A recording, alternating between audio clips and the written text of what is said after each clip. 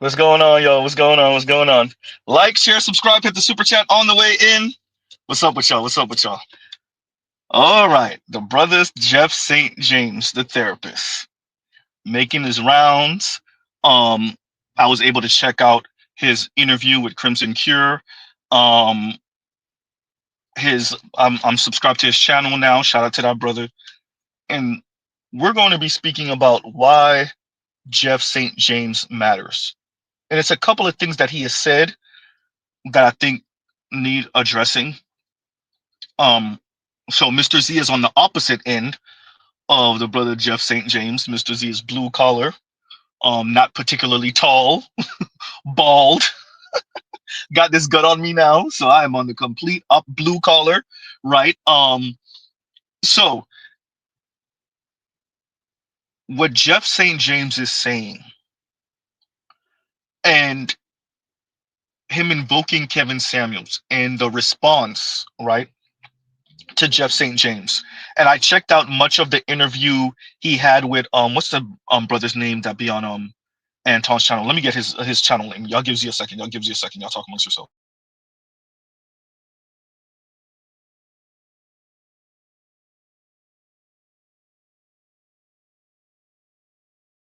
Darwin. My bad. Yeah, so and I checked out much of his interview. I checked out the brother that disagrees with him, whose wife is supposedly a therapist or psychologist. I can't remember what he said. Somewhere in the mental health field. And how much he disagreed with Jeff St. James. And shout out to Darwin for asking him, and somebody correct me if I'm pronouncing his name incorrectly, for asking him what does his schematics, what does his analytics say about who's mainly watching him. And when he said women, which one of us were surprised? And when he invoked his wife and said his wife sounds completely different than Jeff St. James, brother, with all due respect, you don't see what the problem here is? Did you listen to Jeff St. James on Crimson Cure and then consider, no disrespect, what you said your wife sounds like? Once again, listen to Jeff St. James and what he said on Crimson Cure, and I'm going to paraphrase, and then listen to what you said, how Jeff St. James spoke of the trend of a very feminist critique and a very flattening um, of mental health when it comes to men and women, right? Once again, a feminist bent in the mental health field. Now, consider what you said about how your wife sounds and her critique, right? Think of what you said about how your wife sounds, and then think of what Jeff James said. And he has this phrase, and I've heard it before. I can't get it out right now, and I'm kind of beating myself up about it. Kind of this flattening. It's not. He didn't say flattening. Oh man, we've used this term before in the Black Manosphere. Oh, I can't remember how to say it. Oh man, I can't get it out. My apologies, y'all. Um, but this flattening of men and women and the way you see men and women and their issues. Um, Jeff St. James answered what you said, right? It's not flat blackness. My apologies, Destro. It's not flat blackness. It's kind of parallel to that, men and women, but it's not flat blackness. No, it wasn't that. But damn, I'm kind of beating myself up right now because he said it more than once. We've said it before him, but I can't recall how he phrases it. But you know, if you consider that, and if someone remembers the name of the brother that spoke to Darwin, socializing the issue, yeah, but there's a term for it. There's a term for it. Like where it's flattening the socialization, or flattening the critique, or the way you handle these things, right? Um, so and I've said this before. Saint Cyr says men are just failed women, females, and yeah. So we've mentioned this. I've mentioned that to FD Signifier, and he said he kind of almost brought a tear to his eyes, right? Which is black men in particular, Black men are treated as if they are defective black women and defective white men simultaneously. And like no one really wants to grapple with that, right? In the black community, people can understand why, okay, yeah, you are a failed white man. I mean, like you're not rich and you're not white, so you're a failed white man, right? You're not rich and white, so you're a failed white man. Particularly the white supremacist society, white, mainly patriarchal led society, right? So we can understand that. And as FD said, yeah, but what kind of hurt him is, yeah, you got to grapple with that other part, the failed black women part. See, people in the black community, this is why they're telling you, this is why, this is the dichotomy that black men are presented with in the black community. Either you're going to chase after the baubles of white men, because you'll never be him. You're going to chase after the baubles of white men, the nice home, the nice sports car or luxury car, exotic car, the executive position, the non-black woman, probably white woman, or, right, and you're still going to fail because you're never going to be him. You're never going to be a white man, right? Okay, cool.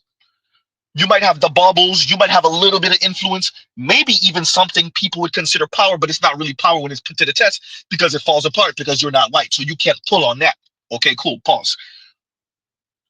But the part that people grapple with in the black community, or better yet, if we're going to be honest, the part that people ignore is the failed black woman part, right?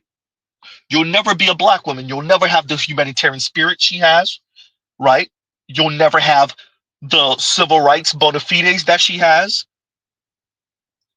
right? You'll never be as ethical as she is, right? You'll never have the heart that she does. You'll never care as much, right?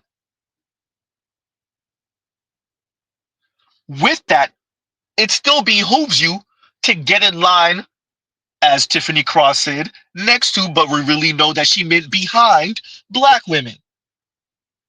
Huh? This is the dichotomy that we're presented with. And Jeff James addressing that is making people a bit squeamish. Why Jeff James matters is because he's learned from this space and he's seen how, and as he said himself, he's seen how the Crimson Cures are attacked as pygmies and mammies, right? And he's seen how the Kevin Samuels are attacked because of his delivery, right? It's not what you say, it's how you say it. When we all knew from the jump, from the beginning, it was definitely what you said. It's the fact that you even have these ideas, these thoughts, right? That's the problem. The problem, and Mr. Z spams this, I gotta play this maybe once every damn stream. Mr. Z plays this because this is really the issue. I miss when men used to protect, provide, and shut up. I miss when men used to protect, provide, and shut up. Huh? I miss when men used to protect, provide, and shut up.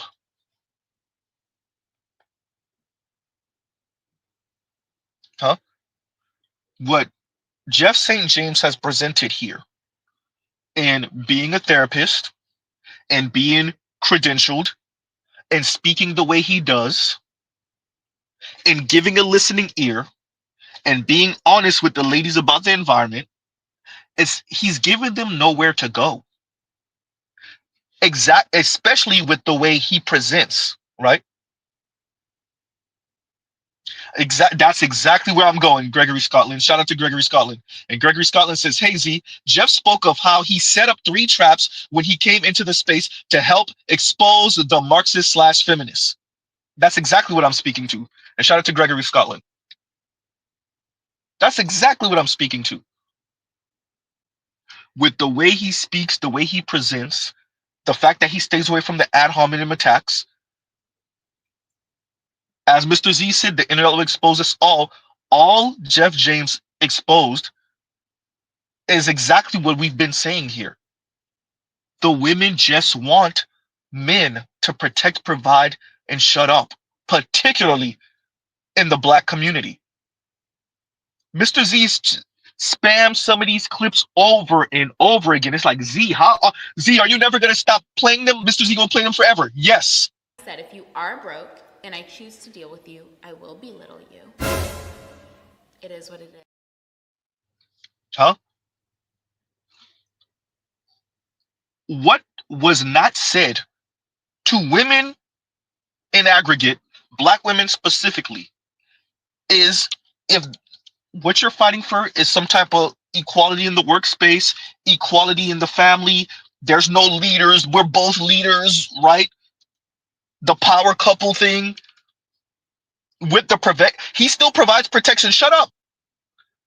But because, I bear the children and I'm going to be the one who do the labor in the house and emotional labor and all these things. Fine. What wasn't said to women overtly, and Jeff St. James is similar age to Z, he's a couple years younger. What wasn't said to women around our age group, it wasn't even suggested or implied, is what they're not going to get. That they can't have their feet in both ends. Now, your Dr. Sabrina Strings understands that. Huh? Your Dr. Chris Marsh understands that, and you can see she has an issue with it still, but she gets it. Your Khadijahs get it. Huh? Your UK white women get it. I'm going to play a couple of clips in a minute, right? To emphasize the point.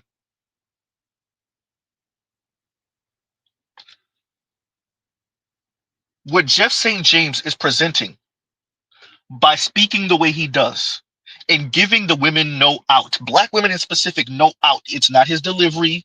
He's not making ad hominem attacks. He's not saying women are lesser than. He's telling you what the exchange is and what you're not going to get with this. He's telling you, as Mr. Z has been saying, what's coming down the pike with this administration. Huh? It's putting women in a very awkward position, particularly black women. Shout out to that brother, whatever his name is, and somebody get his name for me if you don't mind. The brother that was speaking to Darwin, I didn't get his name. The other day, the interview. The pushback is going to be real, and it's going to be mainly men because the women are going to be just like when Jeff St. James was on Lapeef. There's no response. There's nothing. They have nothing. Huh? There is a trade for this. And what Jeff St. James present, whether he was speaking to the two white Canadian women, whether he's speaking on Lapeef's channel, whether he's speaking on Crimson Cure, whether he's speaking on Darwin, he is presenting to the ladies, this is the trade-off. And there are others who are finally being honest about the trade-off and about the ladies' hypocrisy, because we've been speaking about men's hypocrisy over and over again. We've actually exaggerated it. We've emphasized it a little too much.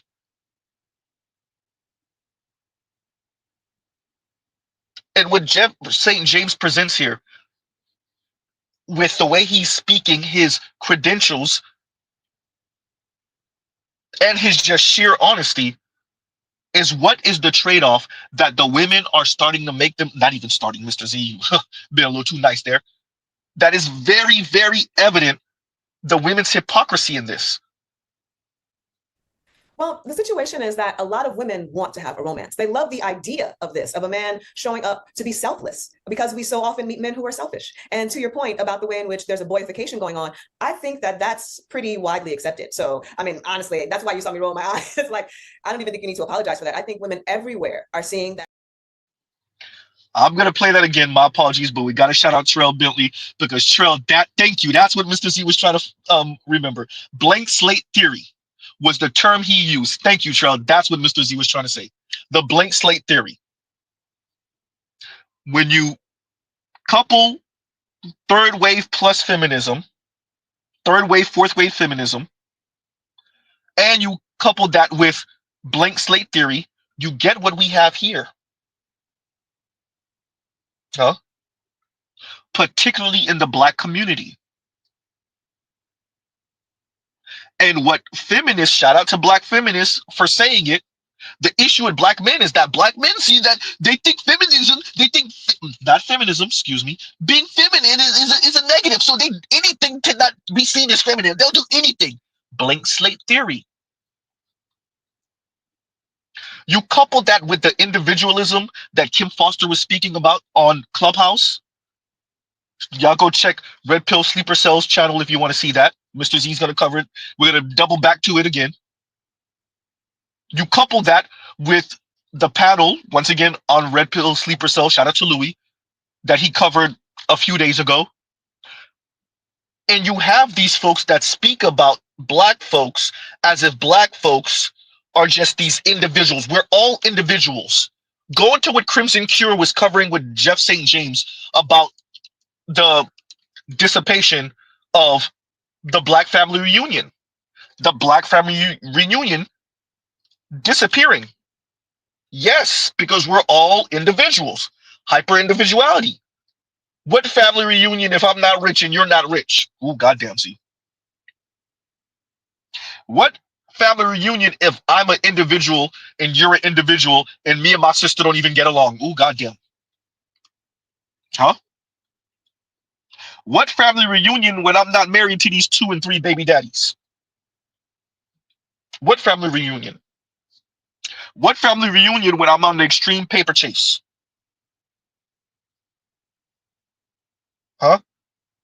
You couple blank slate theory with third and fourth wave feminism, huh? With hyper individuality, and well, you're here now. Huh? And what Jeff St. James presents is, well, you're here now. Huh? And Dominic says, who would be the ones organizing the reunion? Questions. And then he also says, the women. Huh? The women said they're tired of the emotional labor. We're emotional labor and the heavy lifting. The Black women are the backbones of the Black community. They're the backbone of the Black community, and yet the family reunion is going the way of the dodo bird, the way of the dinosaur. The backbone of the Black community, but yet the Black family reunion is disappearing. Once again, and shout out to Crimson Cure for bringing that up. Huh? When Jeff St. James was on Lapeef and he was posing questions and he was speaking to the ladies, I want the ladies to appreciate that it's not just Jeff St. James. Even the women we would disagree with in the Black manosphere are telling you, yeah, you know what you're not going to get with equality?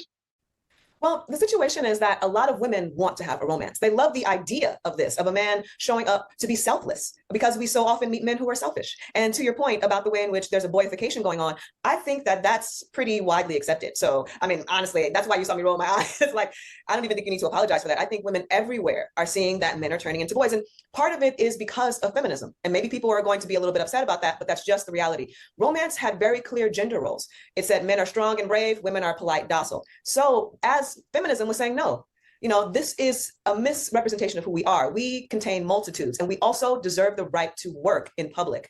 The more women made demands into incursions into what were, for about 200 years after the Enlightenment, so-called men's spaces, the more men started to first fight back against feminism, usually in ways that women could not see, which is a way in which they hold on to power. But then also they start to draw back romance. They're like, well, are we going to be putting ourselves out for these feminist harpies and these scary career women? No, we want polite, quiet women.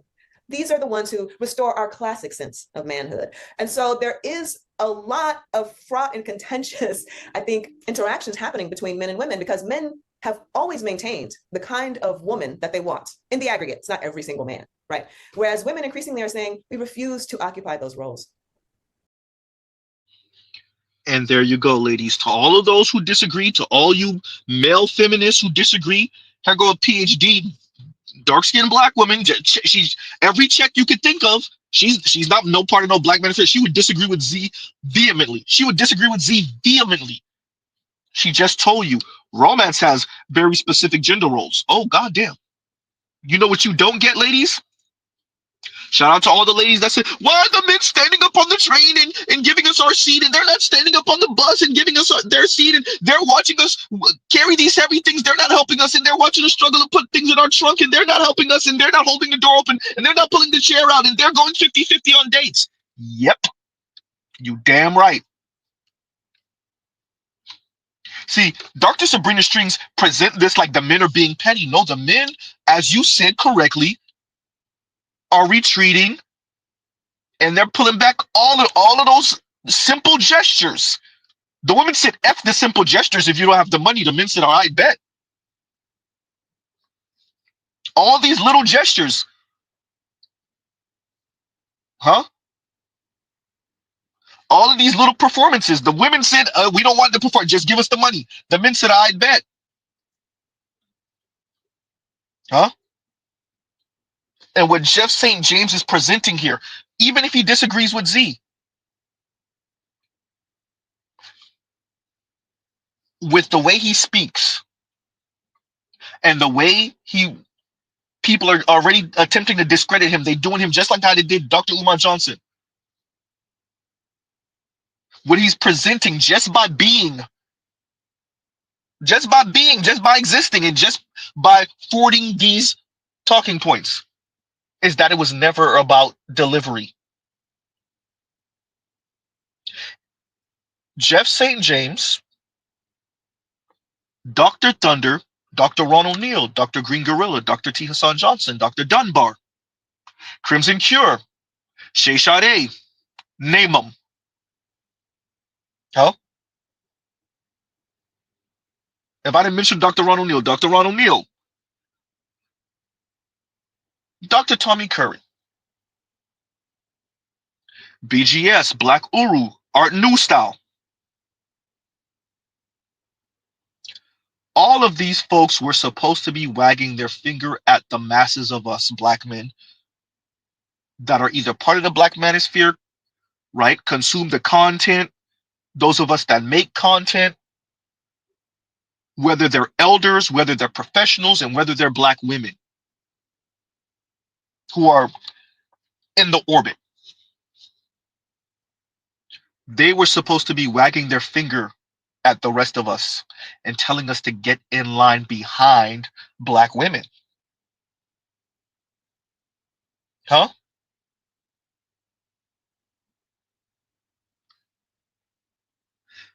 And what Jeff St. James presents by not doing this also, Jeff St. James is not wagging his finger. Yes, he did say he blames black men, and I want to address that in a minute.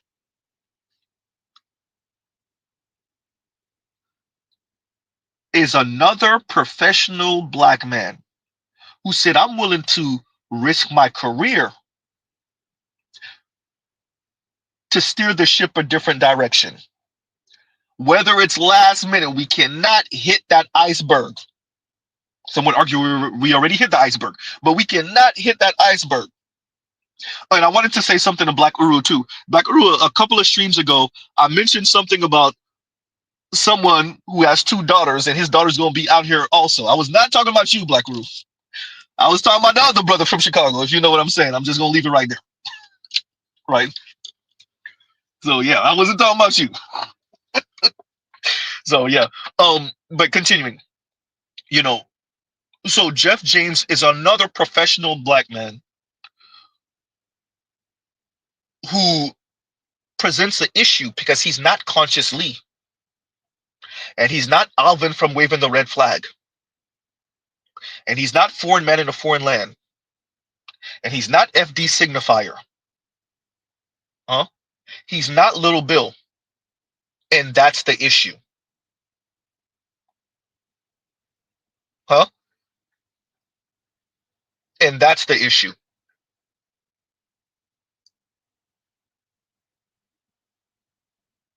They're going to call him Kevin Samuels 2.0 as a pejorative.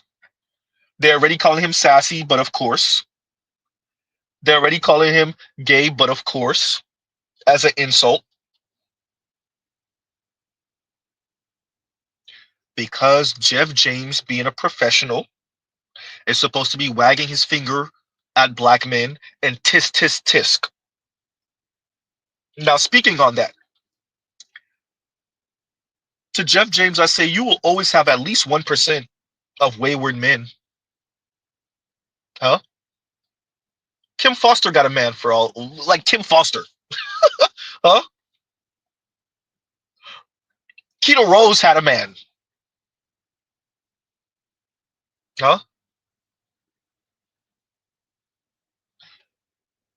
Appreciate that Ebony K. Williams walked around the black community for a good, what, year and a half, 2 years, yelling on a goddamn blowhorn, on a loud mic, yelling about what she wasn't going to settle for. Huh? Signaling to elite men that she was waiting for one of them to pick her up and that she refused to be with men she thought she was better than, which is everyone outside of like the top 1%, 0.1%. Huh? And now she got a test tube baby. Because black men's response to, that includes the professional and elite brothers, the very rich brothers, their response to Ebony K. Williams was to leave her on red.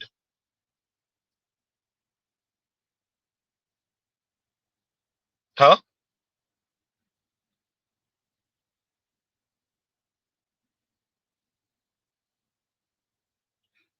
That is where black men are. If you notice, Vivica A. Fox has been speaking about being out there for a little while, single as hell. Huh? Lisa Ray,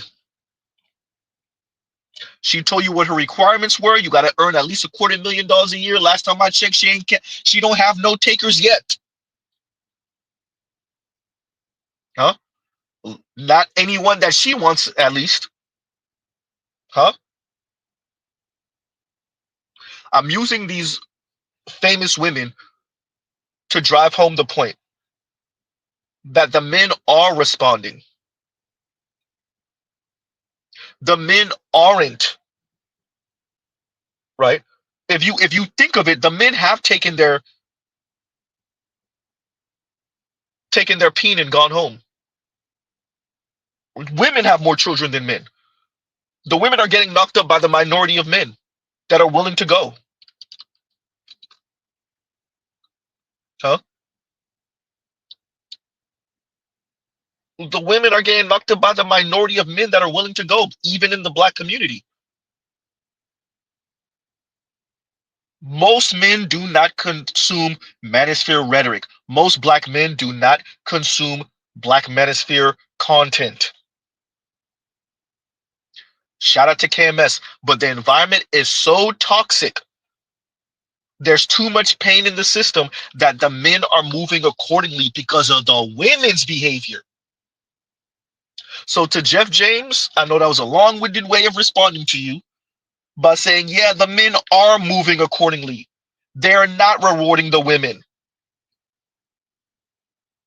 It's never going to be all men. But a minority of men are either wayward enough, ignorant enough, naive enough, or arrogant enough to think his magic peen is going to be the one to change her life. Okay, yeah, that's it. And her behavior. All right. It's never going to be all. Right? So I definitely want to address that part. And once again, Trell, thank you so much. Because yes, blank slate theory was the term he used. Yes. Right. And Red Falls Black says, and thank you for the super chat. Like, share, subscribe, hit the super chat. Red Falls Black says, black men are selfish because black women are selfish. Why do you think we do for ourselves without them? Black men are selfish because black women, our mothers, are selfish. Why do you think we do for ourselves? You know, there is a video that corroborates that a lot of it. I recall watching it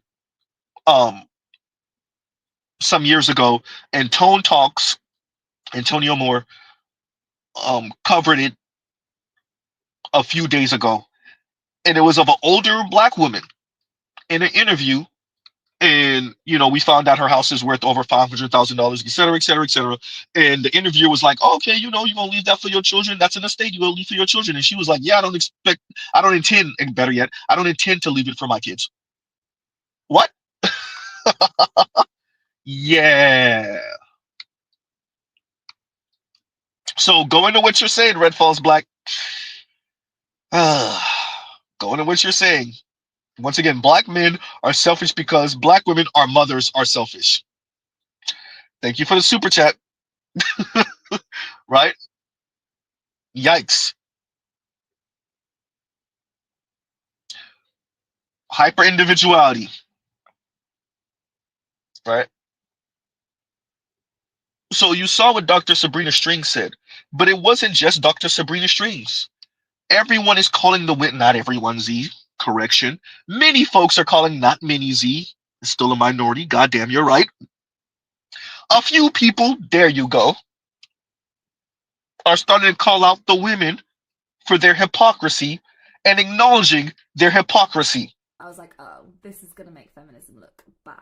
Welcome to the Bell Hooks Book Club! Just as it was misguided for reformist feminist thinkers to see freedom as simply women having the right to be like powerful patriarchal men, so it was simplistic to imagine that the liberated man would simply become a woman in drag. Yet this was the model of freedom offered men by mainstream feminist thought. Men were expected to hold on to the ideas about strength and providing for others that were a part of patriarchal thought, while dropping their investment in domination and adding an investment in emotional growth. This vision of feminist masculinity was so fraught with contradictions, it was impossible to realise. No wonder then that men who cared, who were open to change, often just gave up, falling back on the patriarchal masculinity they found so problematic. The individual men who did take on the mantle of a feminist notion of male liberation did so only to find that few women respected this shift. Once the new man that is the man changed by feminism was represented as a wimp, as overcooked broccoli dominated by powerful females who were secretly longing for his macho counterpart, masses of men lost interest. So I'm very aware that I live... Let's pause right there. We're going to play the rest of it in a minute. I play this all the time. I want us to remember that was bell hooks. Goddamn. The bell hooks these feminists keep on spouting about all the time, that was her calling them out and saying, actually, we kind of sound like hypocrites because, and then the men realize we're full of crap, and then they go back to being the same men that we said we didn't want, but that actually get the vagina. Ooh, goddamn. Huh? FD want to talk about broken clocks being right twice a day and whatnot. Yeah, about that. That's the bell hooks that y'all keep on reciting, calling y'all out for the hypocrisy, Kim Foster. Oops. Huh? The bell hooks y'all can't keep out your mouth? That's her right there. She would know because she was a hypocrite on this too. Ooh, goddamn. Don't make me go play the clip for y'all. Huh? That's bell hooks telling you. Yeah, the men that did try to be the men that we said we wanted, they realized we were full of crap, and then they went back to being the men that we said we don't want, and it worked out better for them because we're full of crap. Oops. Huh?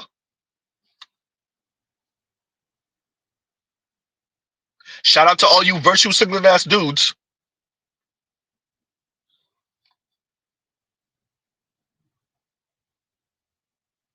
That's Bell Hooks, who was a hypocrite herself, calling y'all out for being hypocrites and full of crap.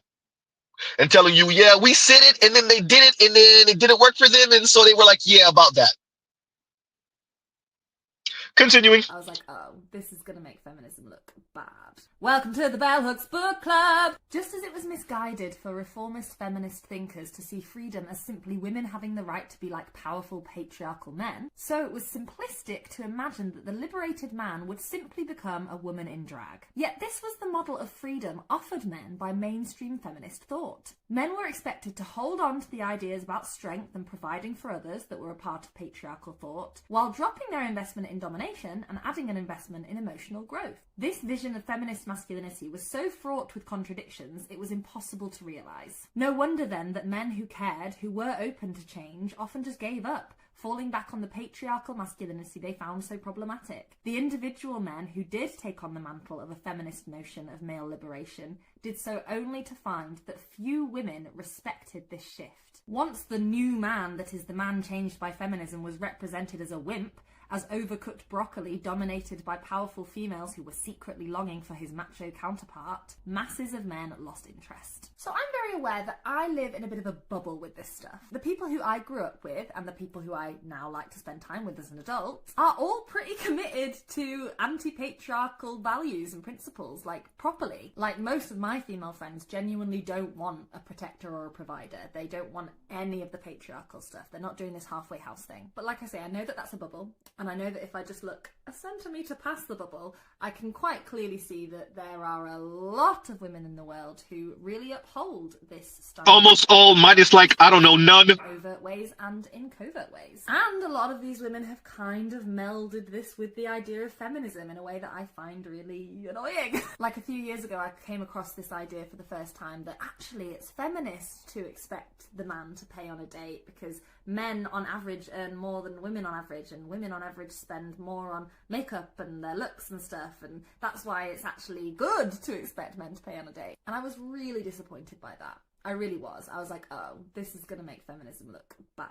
And it just felt so, like, unradical, you know? Like, I to be clear, I'm not a rad femme, I'm not a radical feminist, but I do think all feminism should be radical and should be pushing against the tired gender norms of the 1950s. And these ideas that I find very problematic have been really amplified by social media, and they have become very much associated with feminism, despite the fact that many of us find it quite repugnant. And this is one of the reasons why a lot of people who follow feminist values and feminist principles are actually struggling with the label of feminist. It's something I'm definitely grappling with, and I've seen that some people who I'm connected with on social media have posted videos about it. You know, basically saying like it's too hard. It's hard saying I'm a feminist and then having to go, oh, but I'm not a rad femme, and I'm not a TERF, and oh no, I'm not one of those ones that secretly actually upholds patriarchy in XYZ way. It's really difficult. There are some circles in which I would feel really confident saying I'm a feminist because I know what that word means to the people in that circle. But there are so many other circles where I know if I say I'm a feminist, it could mean 20 different things in that circle, and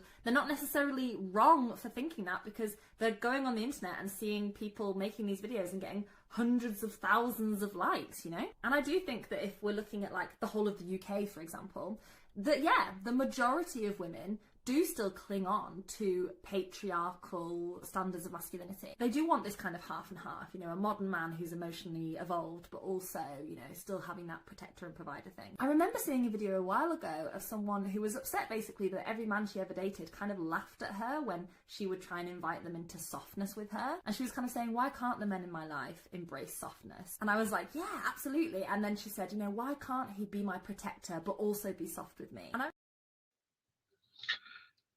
Every time I watch this clip, and we're still speaking about Jeff St. James,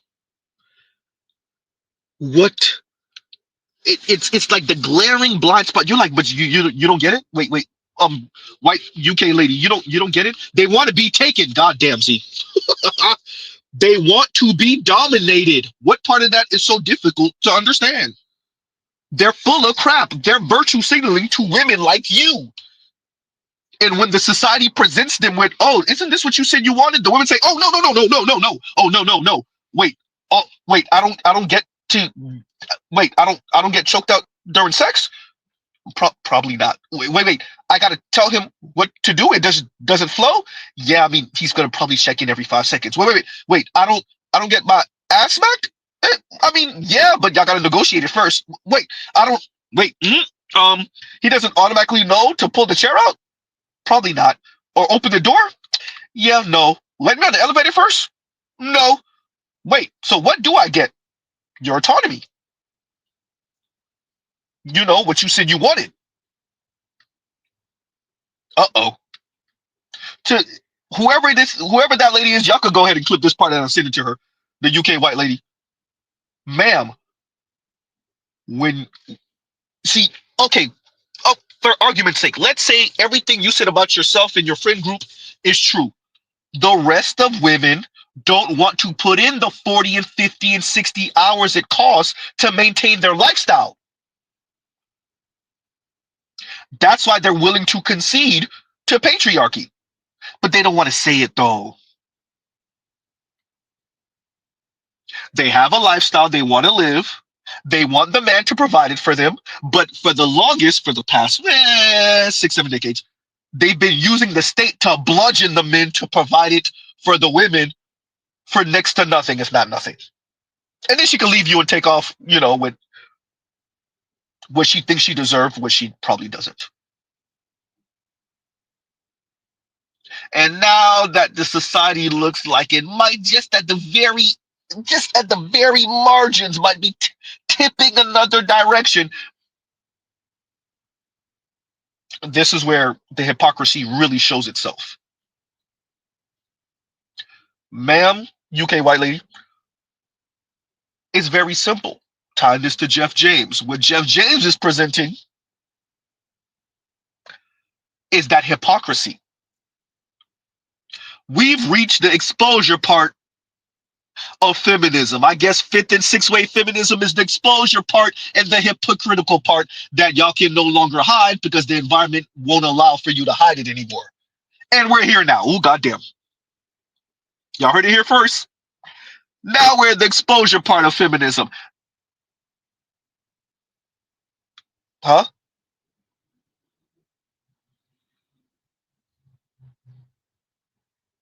Yikes.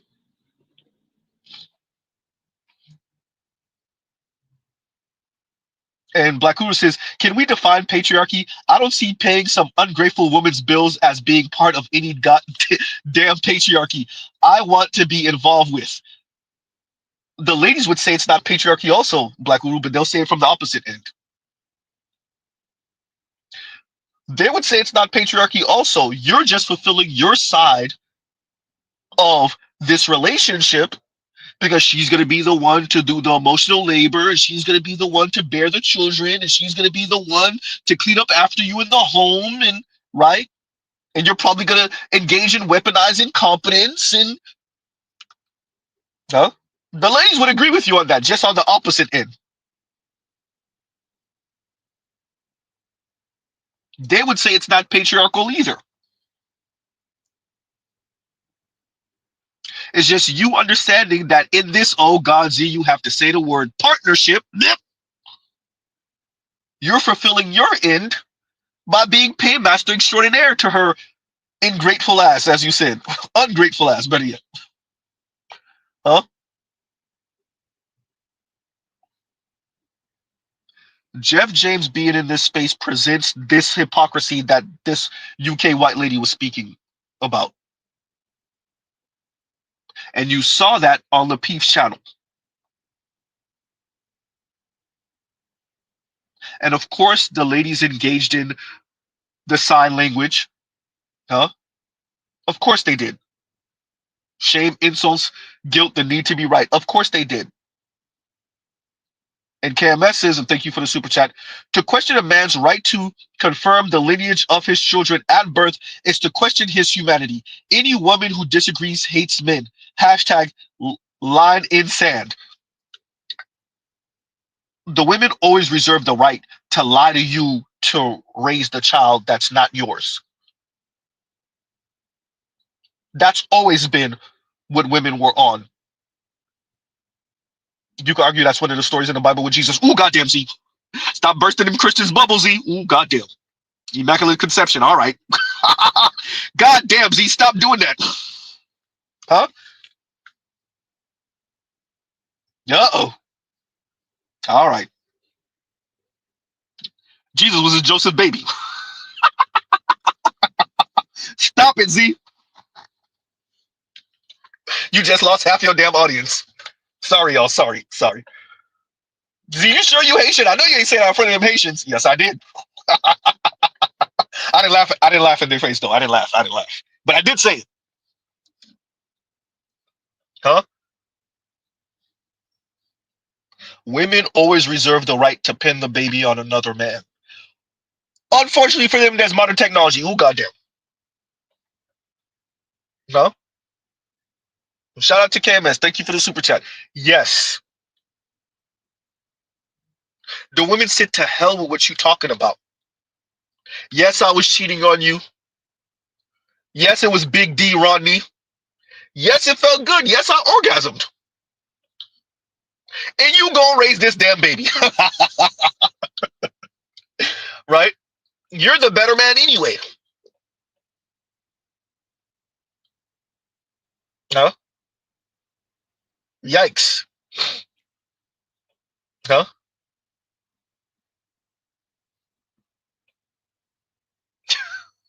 Right? Jamal said I just lost Dr. Thunder. Dr. Thunder know what it is. I ain't even gonna bother Dr. Thunder, right? Shout out to the doc. Right? So women have always reserved this right for thousands of years. And for them, Mr. Z, you said the word right. I know what I said. For them, it was a right. And that's why they're fighting tooth and nail, KMS, to fight against that. Wait, you trying to tell me that she don't get to take that secret to the grave? God forbid y'all are married. God forbid Buddy Rowe has similar traits to you, so you can't really tell that that son ain't yours or that daughter ain't yours. Huh?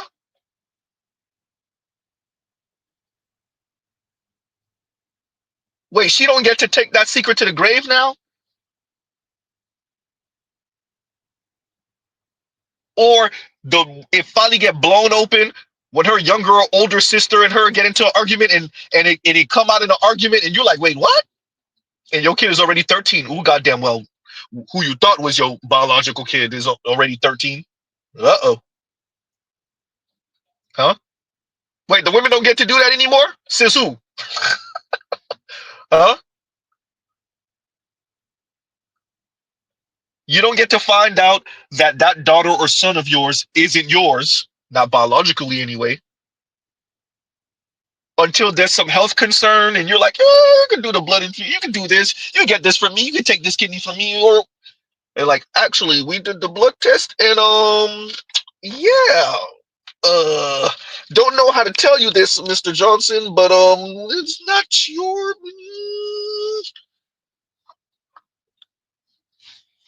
Huh?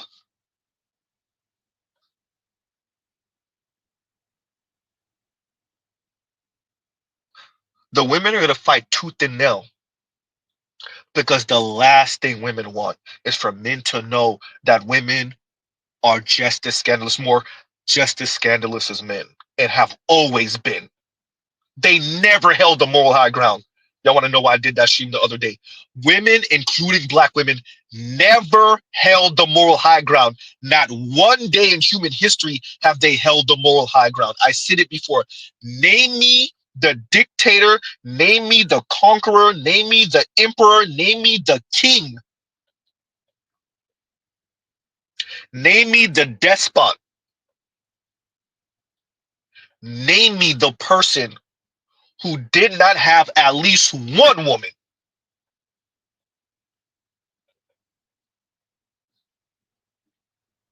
Name me the virgin who was out here deleting people left and right. I mean, does it happen? Yeah. But when we start talking about mass deleters, kings, emperors, which one of them was starved for vagina? Name them.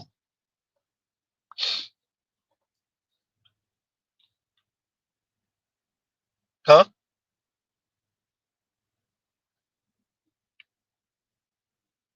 So women have never held the moral high ground. And if there was automatic DNA test once the baby is born, we start finding what, at least at the minority, the absolute possible minority, 15-20%. Easy. Easy. Huh? On the low end, 10%. On the high end, a third. Ooh, goddamn. At least. Some of you are going to say closer to 50%. Z, goddamn.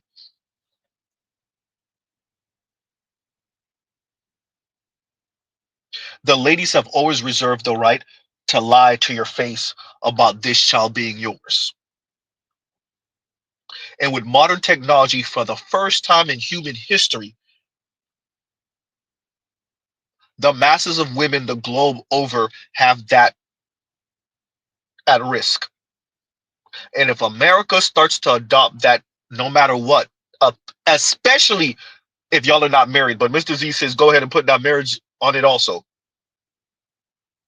Automatic test. There's some of us that have been in long-term relationships with this woman, and now she's having the child, and it's been 4 years, and we swear that kid is ours, and then you find out it's not. Huh? You have a whole lot of ladies walking around here like Lauryn Hill. Ooh, goddamn, Z, you said that out loud. Oops. Huh?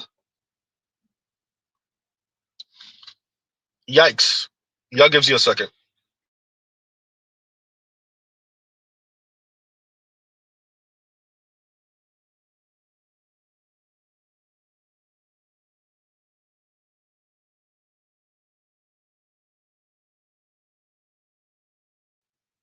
And we're back. What Jeff James is presenting is what we already know, but it's going to make it real difficult to argue against him. The I think you're going to see people fight against him now. I don't know if it works in his favor in the long run.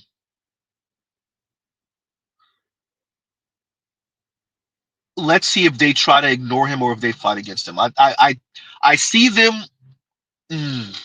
See, I don't know. Because we know that the FDs and the Kim Fosters are in constant communication with each other. As I said, last stream from yesterday, Lene and Conscious Lee were at a whatever organization meeting, and it's on her IG page. So all of these folks are in quote unquote community with each other. The FDs, the Kim Fosters, the Olays, the T Noirs, the Julesies, the Lenays, now Deontay's in the mix. All these folks are in community with each other. Huh?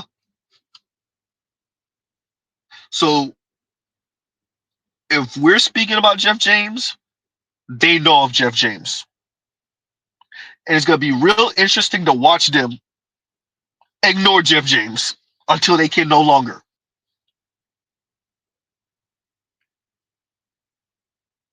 Huh?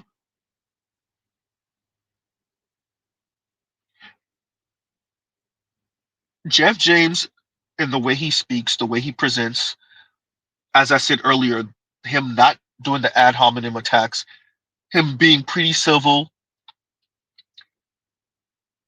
and especially what he said on Crimson Cure, which I didn't hear necessarily with him, the sense of urgency, which is important. And shout out to Crimson Cure for bringing that out by speaking of the Black family reunion, right? And how that's disappearing, right?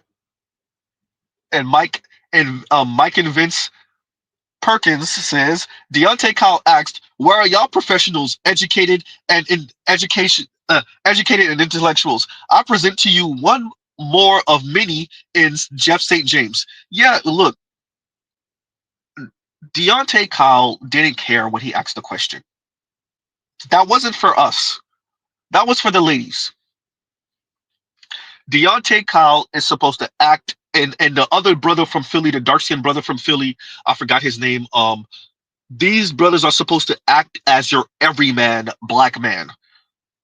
As BGS said, what FD thinks he's doing, shout out to him, is like building his own Injustice League to combat what we have over here in the black manosphere. And it's going to fall on its face because all those men, all they ever do is tell black men to not believe their lying eyes. That's all it ever comes down to. Whether it's Little Bill, whether it's FD himself, whether it's Conscious Lee, whether it's Foreign Man in a Foreign Land, whether it's Deontay Kyle, whether it's the other dark skinned brother that I'm speaking about out of Philly, all of them, they tell you, you know what? Okay, okay, see, okay, but I mean, can we go about this a different way? No, you know what? This is really our fault. Look, if you would just drop. And what this comes down to, and this is why you see certain women screaming, is these men really think, and shout out to feminism for this. They really think you can starve out the women from their desires.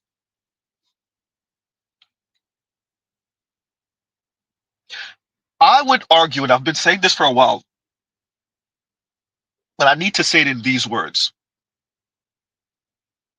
I would argue that the reason why these folks are over here wagging their finger at the men, and they're not saying anything to the ladies about why that marriage rate is going to the crapper, even that birth rate is going to the crapper, huh? It's because it was to starve out women anyway.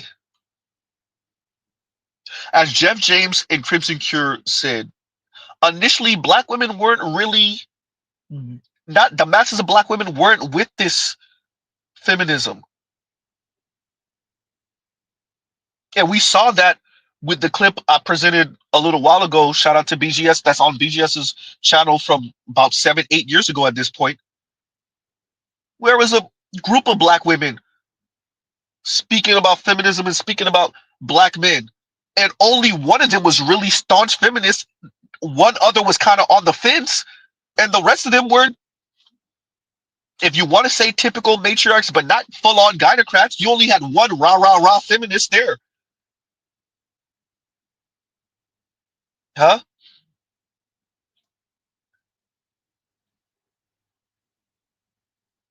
Black Guru said someone deleted his comment. It must have struck a nerve. Y'all don't be deleting each other comments.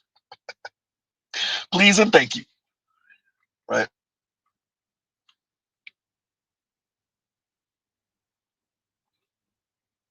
I said that when FD popped up on the channel a little while ago. He disagreed, and that's why he ended up speaking to me that first conversation.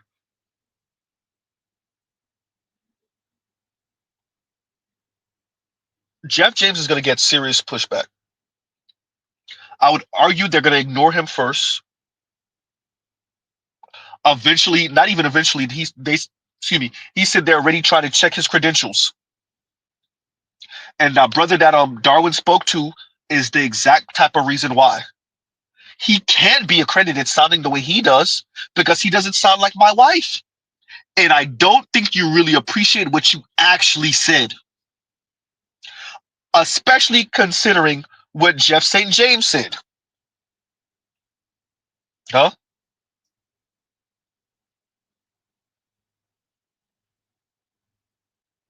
I don't think you really appreciate to what someone get that brother's name. I think Darwin said it early in the stream. I do not know what his name was because I'm, out of respect. I don't think you appreciate what you actually said. Not necessarily only about your wife, but about the mental health field. Huh? You're saying Jeff James said the mental health field is very feminist bent. And they believe in the blank slate theory. You turn around and say Jeff James there's no way he's accredited. There's no way. because he sounds the way he does. Because your wife disagrees with what he's saying. Do you appreciate what you're saying by saying that?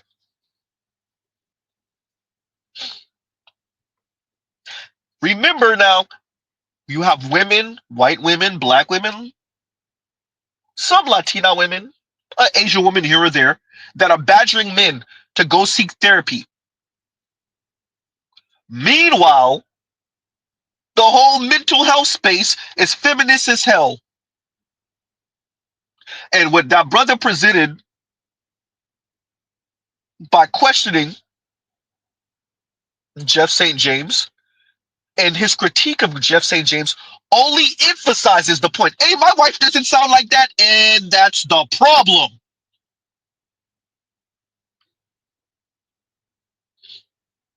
Hysterical troll. Huh?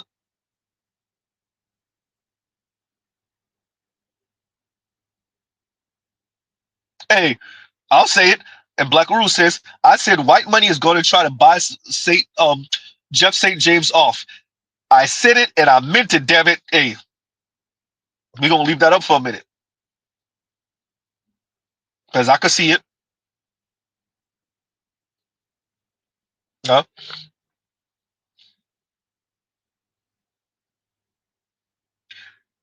We also have professional white women who are calling the women out on their hypocrisy. Not the men, but the women. This is another clip that Mr. Z spams all the time. This is also what Jeff St. James has spoken to a bit. Continuing. Men and masculinity. Yeah. So this is a new book, right? This is what I'm writing about in my book. And as the sister of two brothers and the mother of two sons, particularly as the mother of two sons, I think about this a lot. And this goes exactly to truth and lies, because as feminist women, we want to be equal. But if you say to us, yeah, but you know what, male CEOs have full-time caregivers at home. Find me a male CEO who has a family, who has a wife or a partner, who is not the lead caregiver. I defy you to find me that person. So then you say to the same women, so if we want to be CEOs, yes, we're superhuman and all that stuff, but you know what? Actually, you can't really expect us to do 24/7 jobs any differently than the guys do. So if we're going to be there and we're going to be in those top positions, we need a lead caregiver at home, as I have. My husband obviously has a full-time job, that's great, but he's the lead parent, because I could not be the lead breadwinner if he were not the lead parent. I simply couldn't. Somebody's got to be home. I mean, even at 15 and 7, actually, particularly at 15 and 17, somebody has to be home. Yeah, right. As we discovered, we saw the doll's house last night. We came home. Our 15-year-olds had been home alone. Somebody ought to be home. So the place was trash. it's a bit. Pizza boxes, we won't go there. So then you say, okay, so you want to be the CEO or the president of the university or the surgeon or the scientist, whatever. You've got to marry somebody who is willing to support you in the homework, the family work, in the way he's going to support you. Believe me, you're not going to be able to do what you want to do without him, but that's probably what you're going to have to do. And maybe you'll trade off, but he's going to have to do that part of the time. And at that point, many women get off the bus. They don't want to marry a guy like that. They don't think a guy like that is masculine. Indeed, the guys who do that, I know I'm in Brooklyn, and Brooklyn is the home of, Brooklyn gives the lie to all this. There are more stay-at-home dads here than probably anywhere else in the U.S., or work-from-home dads, or lead caregiver dads, or however you want to put it. But in most places in the U.S., those dads report that the women they engage with on the on the playground think they're a little odd. Do not think of them as a model of masculinity. We can't have it both ways, right? Just as Right. I was told growing up, don't be too smart. You don't be too smart around a guy. He won't want you. Well, right, that vision of femininity had to change. It had to change. Guys had to think that women who are powerful and smart and competitive were attractive, because otherwise we couldn't do it. Well, you know what? We have to think that a guy who puts his family first, that a guy who says, no, I want to be the lead parent. I'm going to defer a promotion. I'm not going to be the most powerful guy out there. We have to say, you are a masculine, valued, wonderful man. And if we can't get there, we are not going to make this kind of change, because we've gotten as far as we can get without doing that. We've got 15% of unbelievable super women who get really lucky, right, or who have a lot of money, or who are just really superhuman, who manage to make it work, but we're not going to get further than that. So it's really about changing the way we think about, it's not only, but a lot of it is about changing how we think about men and what we think a masculine, attractive guy is. That's the question for the coming generation. That is a white woman saying that to women, not to men. She was not talking to men. She was saying women are the hypocrites here. When you present to women, hey, you want to be the super boss chick, you know you can't, that power couple thing, yeah, that's not really a thing like that. That's in movies and TV shows. It ain't really real like that. She's telling you, yeah, we pretty much socialize the men to eat it. Y'all the ones that really ain't moving now. When we tell you this is what it's gonna take, you want to have that corner office. Yeah, look, you're more than likely you ain't gonna be married to the dude that has the other corner office in the other firm. That it's probably not gonna happen. 85 out of 100 is probably not gonna happen. And what did she say? She said that's when the women get off the bus. Huh? That's when the women get off the bus.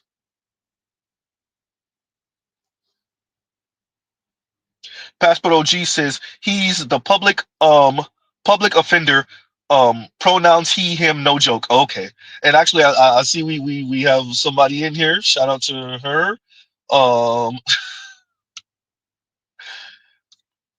Okay. Are you talking about public offender? He killed Jeff St. James. Jeff is a soft-spoken misogynist. What is your definition of misogyny, and what makes Jeff James a misogynist? Oh boy. What is your definition of misogyny, and what makes Jeff St. James a misogynist? If you don't mind.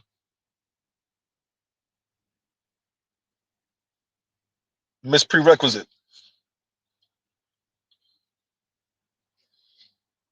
And if you want, I could put the link. Like, share, subscribe, hit the super chat. Huh?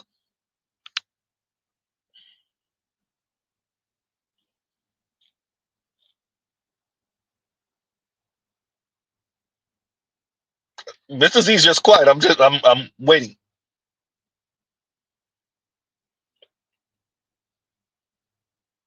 Huh?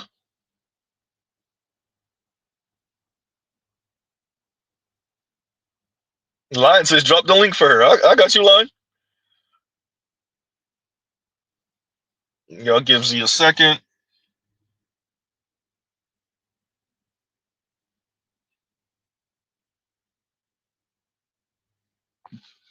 There we go. There you go, ma'am. Just in case you don't want to continue to type, or there you go. This link is only for her, y'all. Nobody else click it. Huh? That link is only for Miss Prerequisite.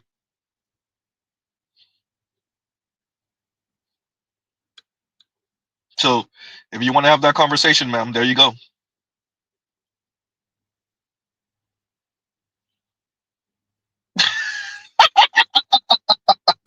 I got you a split, Jim. Because Miss Prerequisite, what it looked like is you came in here throwing a temper tantrum, lightweight. You want to talk about soft-spoken misogyny? You sound like you throwing a soft-spoken temper tantrum.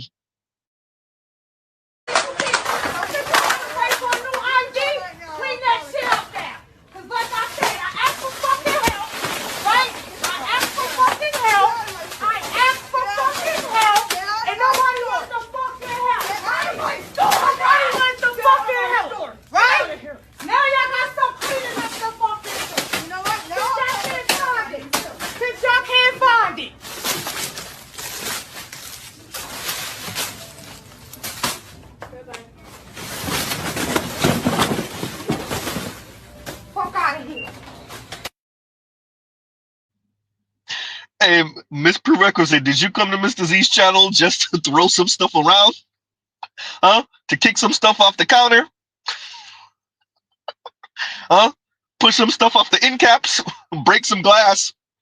Throw flowers around? Huh? To disrupt the flow? You did not disrupt the flow, ma'am. Everybody part of the Black Manosphere is sharp and ready. We be waiting for y'all. Y'all have no idea. Huh? Y'all have no idea. We be hey, you ain't never seen so many men walking around with their swords, holding the hem of their sword. They be waiting. I promise you, man, we be waiting for y'all. Huh? By the way, we know many of y'all be listening from the clouds. We know, ladies. Huh? We know.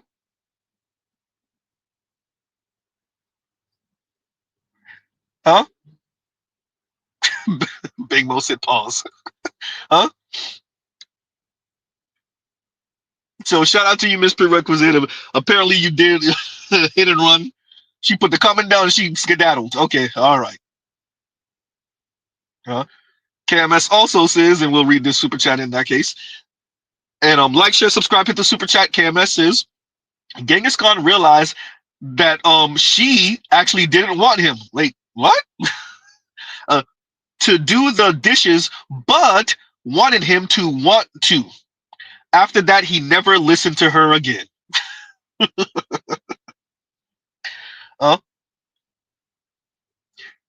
Genghis Khan realized that she actually didn't want him to do the dishes, but wanted him to want to. After that, he never listened to her again. Yeah. Huh?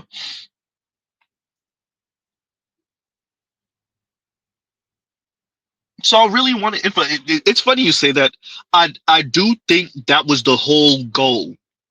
Socialize the men, where the women don't actually have to say none of this, where the hypocrisy is not on full display, because the system would have thoroughly socialized the men to eat the hypocrisy. And now we're here where the women's hypocrisy is so blatant. That's why, if y'all notice, like, and I kind of understand where Dr. Richard Reeves and Dr. Scott Galloway are coming from. I know many of us have a problem with their framing. I get it.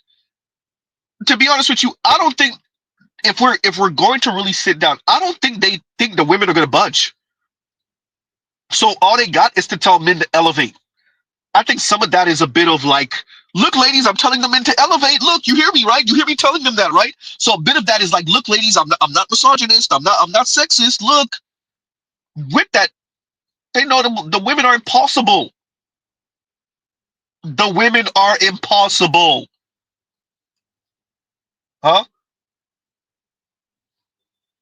They have a lifestyle in mind. They have consumerism in mind. They have materialism in mind. They're impossible. They lack all different accountability. That's why when they're in relationship with each other, they start thumping. Huh? Exactly, Indigo. Indigo says virtue signaling. Yeah, yes, they virtue signal. Huh?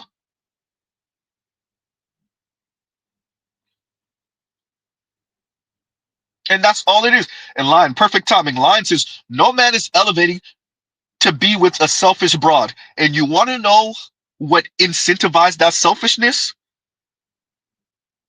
Huh? I hear a lot of my conservative brethren and all y'all talk.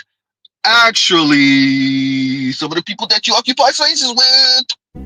If this struck you as unusual when you were watching the series, that's because it was. In scholar Richard Bush's study of 262 so-called domestic situation comedies from 1946 to 1990 at least, he found that just 11% featured heads of household who were working class, i.e. doing blue-collar, clerical, or service work. Malcolm's father, and future drug lord as you may remember, plays a low-level clerical worker. This is despite the fact that most American workers qualify as working class. Back in 1976, scholars Gerbner and Gross addressed this still relevant trend, calling the exclusion of working class families from television a symbolic annihilation of America's economic realities. The problem is especially that on children's television, where a scant 2% of characters are depicted as working class. Now, this isn't exactly a coincidence. Showing stable middle and upper class families is good for business, especially if you're making a family-friendly sitcom. And the reason is simple: commercials. According to scholars Zieglinde Lemke and Wibke Schneiderman, as a form of mass entertainment financed by selling commercials to middle-class consumers, it seems logical that the predominant mode of representing class presupposes middle-class normativity. That is to say, watching the kid's skin stick to the seat in a rundown car with a broken radiator doesn't exactly put you in the mood to splurge on that cool new vacuum cleaner or a fancy bottle of cologne. In comparison, watching the Huxtables hang out in a brownstone phone while modeling yet another sick sweater from a seemingly endless pile brings viewers a sense of economic plenty that they might not feel in their day-to-day lives. Now, obviously, Malcolm in the Middle wasn't the first show to peddle an economic angst. I'll tell you what they're going to pay you. They're going to pay you what all jobs pay. Less than you're worth and just enough to keep you crawling back for more. We saw this as far back as the 50s with the Honeymooners, while the mid-70s brought Laverne and Shirley, and the late 80s saw the debut of America's most famous working-class family on Roseanne. But for anyone with enough business savvy, it just didn't seem financially smart to make a family or children's show about bringing your leftover egg breakfast to school for lunch. What do you have? Leftover eggs from breakfast? Which brings us to Disney. In a moment, that is. First, we have to look at 1980, when a broad cultural phenomenon began, the Reagan-era loosening of restrictions on entertainment regulations, including advertising during children's television programming. Now, after a major 70s-era crackdown on advertising to kids, conservative brethren, a limited amount of commercials during children's programming, and were also required to produce educational and informative content for kids. When President Reagan and co. had essentially signed or vetoed all that away by 1984, things changed rapidly. A year after regulation, all of the top 10 best-selling toys had their own TV show. While child-centric product placement had occurred during television's early days, that was really no comparison to this new reality. The insane proliferation of TV character-aligned merchandising was dubbed the Strawberry Shortcake Strategy by Tom Engelhardt. That's thanks to the 1980 show's explosions of licensed dolls, video games, stickers, lunchboxes, and so on. And that reliance on branding would continue to increase from the 90s and on as corporations realized what a valuable consumer demographic children could be. And though a 1990 congressional bill had reinstated some restrictions on such advertising, the industry had been changed forever. Increasingly, merchandising centered on children's television characters began blurring the line between consuming entertainment and just plain consumerism. And we're not trying to demonize your favorite Lizzie McGuire lunchbox. It's just a little weird. Which is why families like Malcolm in the Middle aren't the norm for places like the Disney Channel. While they didn't start making original live-action shows until the late 90s, they came in hard, quickly crafting what journalists Julia Borston and Alinda Wheat call a tween machine, in which pre-teenagers, and in this case primarily girls, were targeted through lifestyle marketing like the world. Primarily girls. As scholar Morgan Genevieve Blue notes, the marketing was part and parcel with the programming decisions themselves, explaining that Disney Channel personnel worked closely with Disney Consumer Products and Disney Music Group to extend the network's fictional narratives across a variety of media and merchandise for tween girls. This was in order to effectively creep into the lives and life spaces of kids beyond the TV network. And that's according to a presentation given by President and CCO of Disney branded television, Gary Marsh himself. And the way they did it, mostly through appeals to girl consumers. As Blue explains, characters like Hannah Montana promote representations of aspirational celebrity and teen life via fashion and dress-up and musical performances. And this way, according to Blue, franchisable girl star personae both reflects and perpetuates a neoliberal turn in the United States, which privileges a performative and celebrity-oriented form of girlhood as the contemporary ideal, i.e. a girl who has all the products she needs to look and behave a certain way. In the aughts, this often took the form of sparkly clothes, as best seen in Disney's unprecedentedly large expansion into Walmart stores with clothing and lifestyle lines specifically marketed to middle and working class girls. And by 2014, Disney was racking in $3.99 billion of revenue in consumer products alone, driven largely by Disney Channel merchandise. The franchise element of the Disney Channel explains why programmers need to make shows about securely middle-class families. Doing so both doesn't alienate working-class viewers, while also painting a fantasy of magical middle-classdom where money is never a problem and consumption is a high priority. That is to say, the family on Wizards of Waverly Place may run a humble sandwich shop, but their apartment sure doesn't look that way. As Blue puts it, Disney's texts, products, and promotions may allay anxieties over vast systematic inequalities, in large part by painting an image of a world where families aren't struggling to make ends meet. This, of course, requires ignoring realities, like the fact that 14.4% of American children were growing up below the poverty line as of 2019. I actually am worried about the future because I just want us to be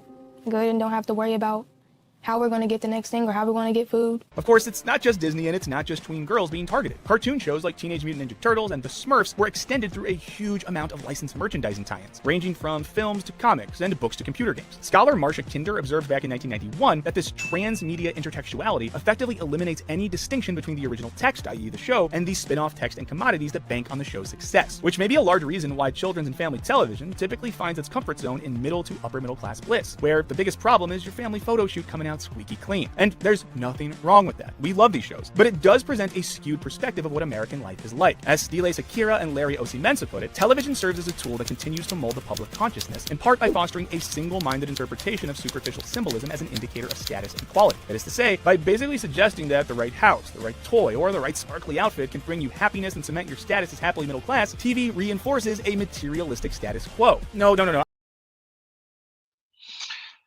Yeah. Z, what does the hell does this have to do with Jeff James? This is what Jeff James is battling. Hyper-consumerist Jeff James is similar age to Z, right? This is what Jeff James is battling. Yes, I know he's married. This is what Jeff James is about. Hyper-consumerism and materialism. If it's a woman anywhere around our age, anywhere from the age, I don't know, birth to 60, goddamn Z, 70. Goddamn Z. right? But okay, if we're gonna be honest, if we're gonna be more serious, anyone under the age of like 50, this is what you're battling. Definitely under the age of 45, this is what you're battling. They were hit with. We've covered this before. Mr. Z plays this clip every once in a while. Shout out to anybody that's new here who have never seen this clip before. All of my old heads, my day ones, have seen this clip a number of times now. They've either heard it or seen it, and I'm gonna play it more and more often now, so that we can emphasize this. Jeff St. James, this is what you're battling. Also, you want to speak about hyper individuality. You want to speak about feminism. The women traded the men for this, for the hopes of this. And they were being primed to do it, particularly when they were young. They were being primed. And I said particularly because I wanted to say particularly black women, because we know the number one consumers of media are girls, particularly black girls. We already know they consume an inordinate amount of social media. Women similar age to Jeff St. James and Z,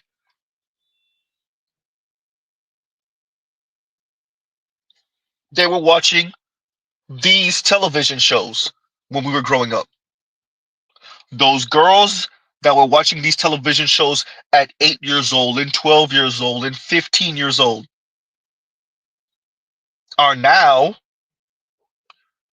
34, 35, 37, 40, 42.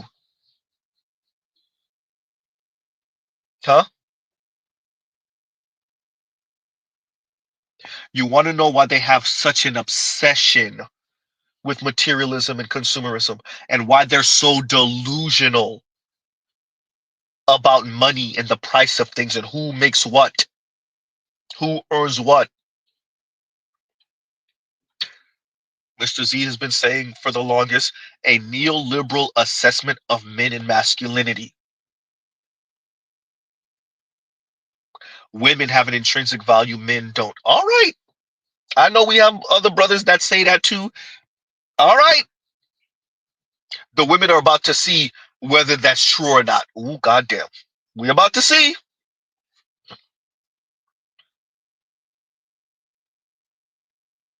Huh? Portraying a certain lifestyle, this is why the women, their value. And if you've heard Mr. Z long enough, if you've been listening long enough, you've heard women say the same type of thing. Black men act like we're not worthy. Wait a minute. Black men speak as if we're not deserving. Wait a minute. When you're saying that, what do you mean? They mean the lifestyle. Mr. Jeff St. James, the women are speaking about lifestyle. To hell with everything else we're talking about over here. Lifestyle. Huh? Cheryl says we shall see. And I thought about Anakin fighting what's his name? Flowing over the lava. Huh? I got you, Afro Merchant. Afro Merchant says, Q, it's not fair, right? And that's when you tell the ladies, hey, you probably ain't gonna get this lifestyle. Fair. That's not fair! That is not fair! Huh? Miss Prerequisite, are you mad that Jeff St. James is making his rounds and he's starting to, get a little known in these parts, in the YouTube streets, in the black YouTube streets? Huh? Black Twitter streets? Are you secretly screaming to yourself? Fair. That's not fair! That is not fair! If you still listening, Miss Prerequisite, if you might have sent this to some of your homegirls, y'all might be listening in right now. Are y'all secretly saying to yourselves after listening to Jeff St. James, ladies, it ain't smart to lie to yourselves. You can lie to other people. Lying to yourself is an illness. Huh? Because Jeff St. James is professional and he's supposed to be over here wagging his finger and telling us to protect, provide, and shut up, right? And so now y'all are saying to yourselves and to each other, Fair. That is not fair! That is not fair! huh? And throwing your little temper tantrums all over the place. Quiet, lady! Get the fuck out, lady. Fuck out. Huh? That's only if you're still listening, Miss Prerequisite. Huh? Yikes. So I'll be playing that clip more and more. I'll spam it a little bit here and there, but you know, I've played it enough times. It's not going to be too much. But I definitely wanted to speak about Jeff St. James and speak about why he's important. Jeff St. James is important because him presenting the way he does, speaking the way he does, being credentialed the way he is, leaves very little space for excuses. Now, be very clear, that doesn't mean that the women won't find a way. That, excuse me, the male feminists won't find a way. That the panderers won't find a way. They'll find a way. But it leaves very little space. And they're going to have to start contorting themselves and tying themselves into pretzels and into knots. He's credentialed. He's not LGBTQ. He is married. And if I'm not mistaken, he said he has a daughter. Huh? Leaves very little space to call him on top of misogynist. But Miss Prerequisite did say soft misogynist, didn't she? Yeah.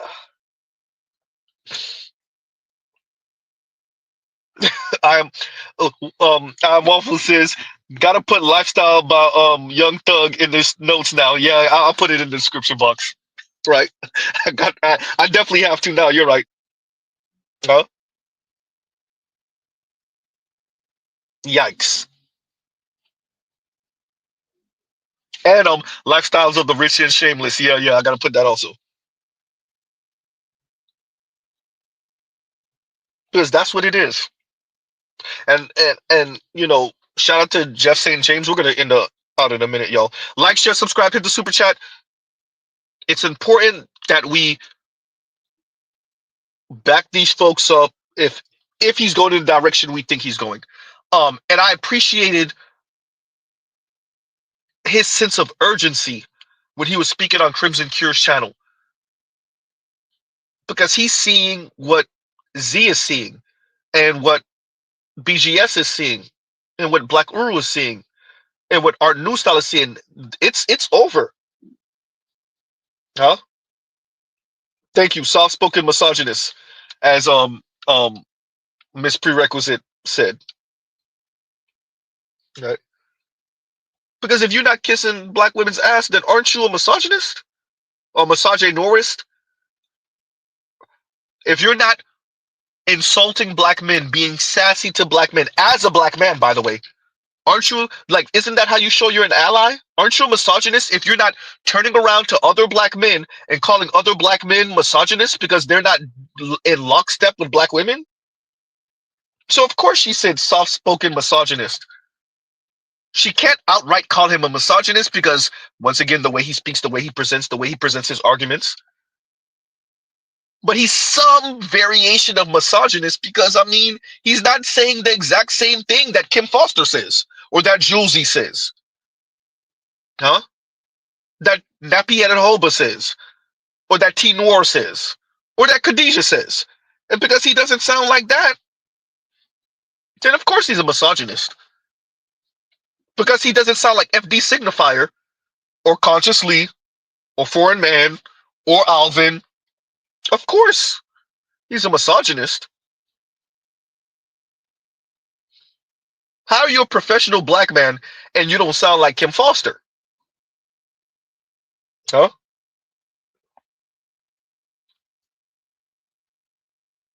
You're a professional black man and you're not telling black men that they're the problem? that they're too fat phobic, too sexist, too misogynistic, too misogynorous, huh? Colorist, featurist, texturist, homophobic, transphobic, all the phobics. How are you a professional black man and you're not wagging your finger at black men and telling them everything that's wrong with them and saying, and there's nothing wrong with black women whatsoever at all. Queen Earth Mother Goddess over there. Huh?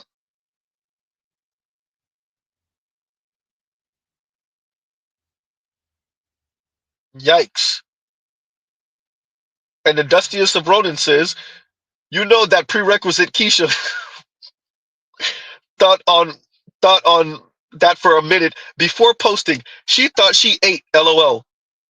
Look, black women really think black men are dumb. They think we're dumb. One thing I will agree with Jeff St. James is, take your peen and go home, black men. As long, see, this is the issue because I know more and more black men aren't having sexual relations with black women, right? With that, as long as we are, they're always going to think to themselves that there's nothing to change, that there is no issue. And Mr. Z is perfectly okay with half of black women sharing 10% of black men. Z, it's already that. No, nah, not really. And if they want to go outside the black community and go get pogo sticked in by some white dudes, so be it. We know what that's going to end up being. Huh? Yikes.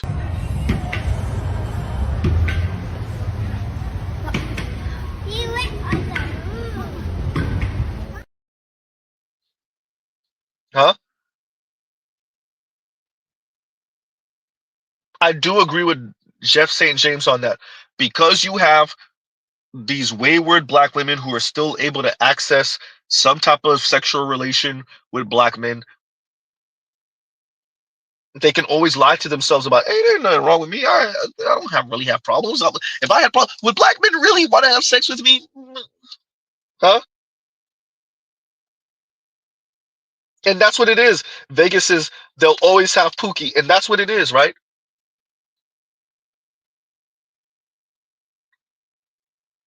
So black women's excuse for more and more black men not dating black women, not being interested in black women, is that black men are colorist, featurist, texturist, and want the easy route. I don't understand what the problem with that one is. Shout out to that lady on Revolt. I look at them and they're weak. Okay, yeah, whatever, lady.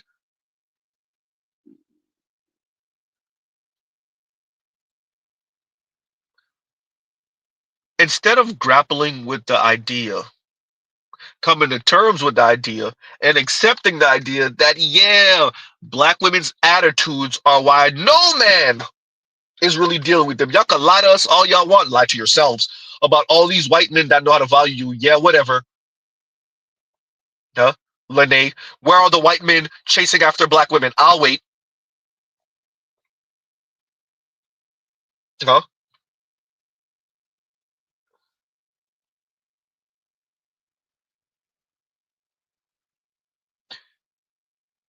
I agree with Jeff St. James that more and more of us as black men need to cut that spigot off. Turn it off. And let black women lie to themselves about, no, the issue is that we're too colorist, we're too featurist, we're too texturist, we don't appreciate a strong black woman. Yeah, you might be right on that one. Yeah, you might be right on that one. And it's not really strong, it's aggressive. There's a difference. Huh? Shout out to all the black women who think they're strong. No, you're aggressive, ma'am. Which is funny because you're aggressive and fragile simultaneously. And Mr. Z could prove it. Yeah. So yeah, Vegas, they always have Pookie. And it's not just a Pookie. They always have at least one black man that'll go.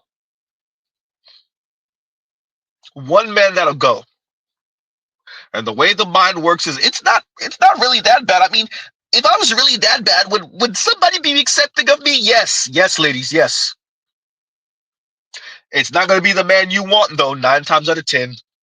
9.5 times out of 10. 9.9 times out of 10. It's not gonna be the man you want. And whatever you have to tell yourself, because one man will go, then you tell yourself that.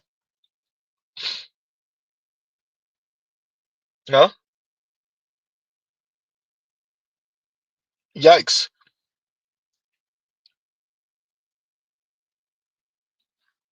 St. Cyr says, Z, I just took my dreads down from braids. I'm going to the beach tomorrow morning with some white and Asian ladies. If I'm a colorist, featurist, and texturist, I'll be that. Huh? Black women were supposed to never, ever call black men's bluff on this. Ever.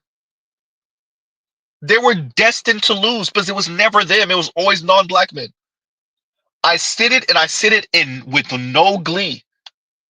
I said it with no glee. Black men are the beautiful ones in the black community. Goddamn. And it wasn't something that black men asked for either. That's what Chrissy's whole experiment was about. Goddamn. Y'all didn't. If y'all listen to early Chrissy, if you listen to Sarge Willie Pete 5 and 6 and 7 years ago, they were saying it. Both of them were saying it. They just didn't say it in those words. It's not fair. And Sarge wanted to make it seem like it was black men's fault. It's not black men's fault. Black men are seen as the beautiful ones on planet Earth. Ooh, goddamn, when it comes to black men and black women, particularly in America, particularly in the West, and definitely in America. Black women should have accepted that and held on to us for dear life, but instead, they tried to fight it, and here we are. What that interracial marriage rate look like for them? Oops.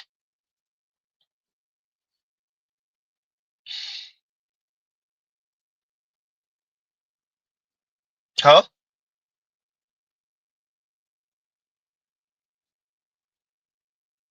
And so what you have are black women who can't help but show their jealousy of it all. Men in Germany are treated way differently than black women in Germany.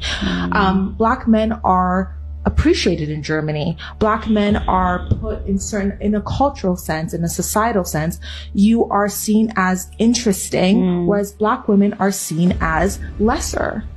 An experience, a novelty in which you can approach voyeuristically, and it's dehumanizing. I was a member at Soho House, and I remember seeing a black man sitting there, and there was all these white women around him glorifying him, gawking at the fact that he was existing. And I think black men need to acknowledge that their lived experience in Germany is disproportional to that of a black woman in Germany. Jag kan få din telefonnummer. Absolut. Tack. 73. 501. Vad heter du? Landry. Jo, jag har hört hela mitt liv. Fair. That is not fair! That is not fair! Huh?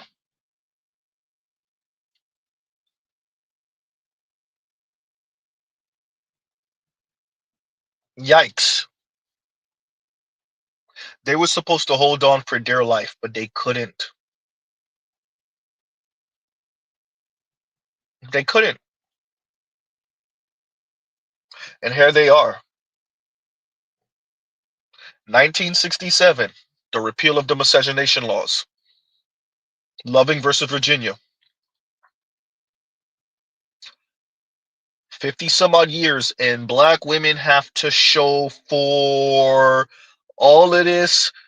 They could go get the white man talk. I'm gonna have to expand my options because black men are not on my level. Black men don't appreciate me. Black men don't appreciate dark skin. Black men are colorists. Black men are featurists. Black men are fat phobic. Black men. And 50 some odd years of that type of talk has rendered them with what? 4-ish to maybe 6-ish% of black women married out. Once again, that's not what we control for only married black women. That's all marriageable age black women. So all marriageable age black women, 4 to 6% maybe. Huh?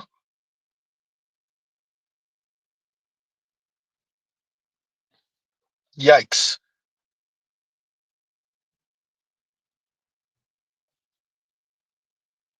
In Vegas, that's all she said. Black men in Vegas says black men don't need to acknowledge anything just so they can feel better, just so that the ladies can feel better. But she doesn't actually want acknowledgement, Vegas. What she wants is for that brother to make a public display and spectacle of him shunning the advances and the attention of those white women and run to her, the black woman, and show all his attention to her and make a very public display of him showing all his attention to her.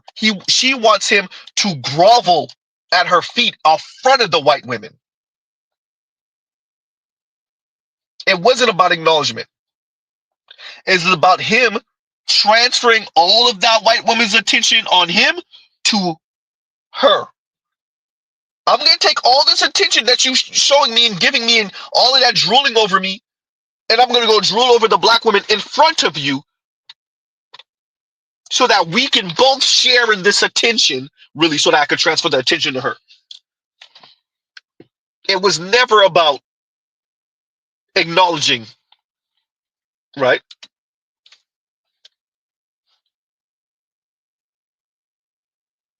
When you listen to women who sound like this, and as a matter of fact, let me see if I could. Did I save that? Okay, y'all gives you a second. Let me see something real quick. I'm gonna try something. Y'all gives you a second.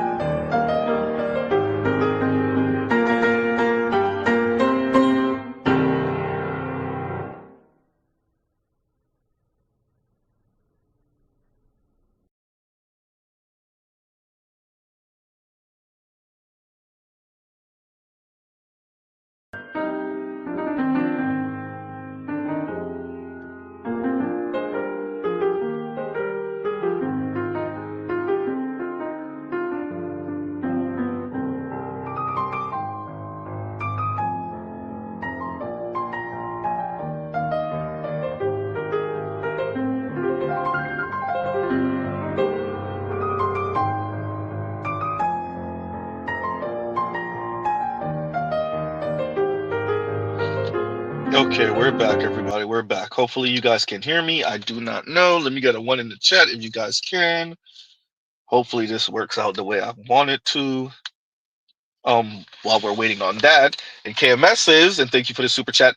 Black women lament about feeling dehumanized as they see black men as pit bulls with wallets, and fight against default paternity confirmation turns good men cruel. If to be honest with you, KMS, I don't think black women give a F. I think what you're dealing with is the consequences of this individuality is that black women just don't care. They don't care until they're hit with whatever the consequence of them not caring cost them. And then that still doesn't mean they necessarily care. They just are going through it and they hate that whatever pain they're going through. Right? So dehumanizing men, particularly black men, and seeing them as nothing but pit bulls and wallets, and it costs them a relationship with a productive black man, right? If her stance or black women's collective stance on paternity and paternity fraud and confirmation costs them the way men in aggregate, obviously particularly black men, see them,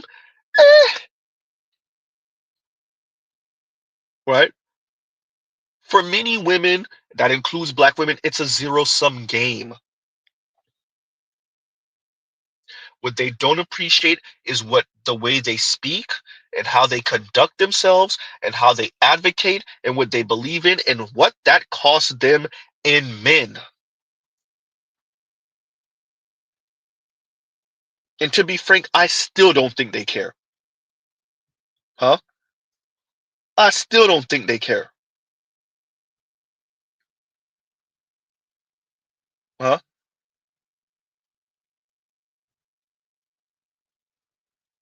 I don't think the women care.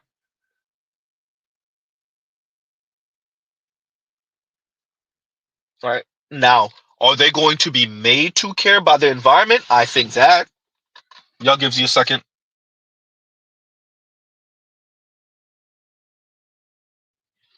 Okay, we're back. But yeah, do I think they're going to be made to care by the environment? Yes. But short of that, the women don't care. And for the longest, they've been able to stretch that 40 some odd thousand, 50 some odd thousand, maybe 60 some odd thousand, right? Dollars. But they don't care. They don't care about the plights of men. The goal is to give the collective of men, black men in this case, the middle finger, and somehow magically end up with a man that subsidizes you enough, if not outright pay for everything enough, for you to continue to give the masses of men the middle finger. I would like to direct you to Kim Foster. Huh? I would like to direct you to Drew Affiolo.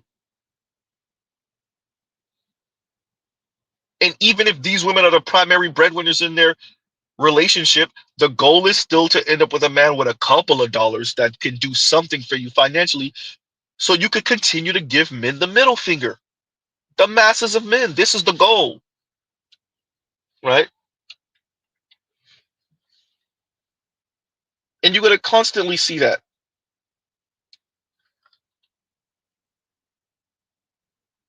As this environment change, yeah, you'll start seeing women slow up on that. What Mr. Z said, there got to be a civil war. You're going to have to get other black women to tell the Kim Fosters of the world to shut the F up. And I'm not even going to say the rest. Y'all already know what the rest is. And they got to mean it too. I'm not even going to say the rest. They're not going to take my channel down for nothing. Huh? And to say what this cost them, that's all.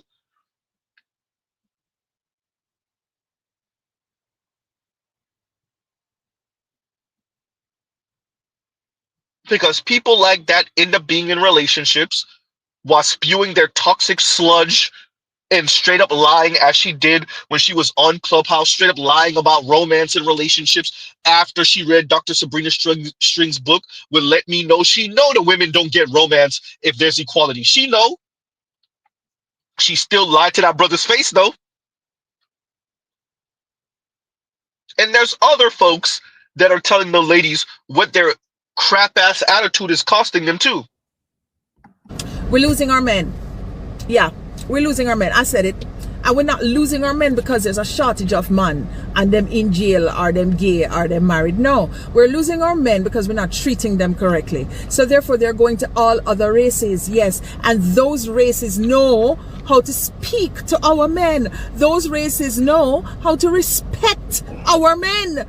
So let me just tell you something. For all of you who go and come to me now and come for me and say, me don't want them, you're this and you're that. I do not care. It matters not to me what you feel, because you're probably one of them who don't have a man either. So let me just tell you something. If we want to keep our men in our fold, in our community, you know, and build our blackness and our race, remember me told you something. Respect them. Stop emasculating them. Stop castrating them. Stop reminding them of what them do and what them do, because you are the things too. You understand? Remember me told you right now, say, we are losing our men. We are to all other races. And for my Jamaican people who are in Jamaica with our 98% black population, me not talk to Uno, because Uno sometimes go on like say Uno not travel, or the few that can, or the many that can, or whatever. Look at what is going on outside of Jamaica and you will see exactly what I'm talking about.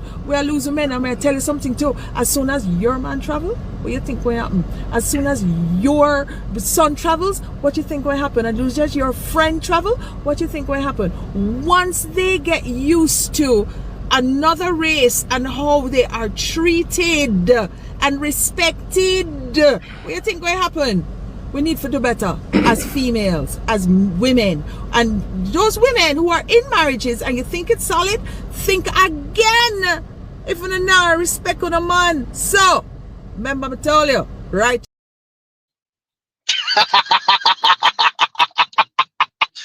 Oh, shout out to my Jamaicans.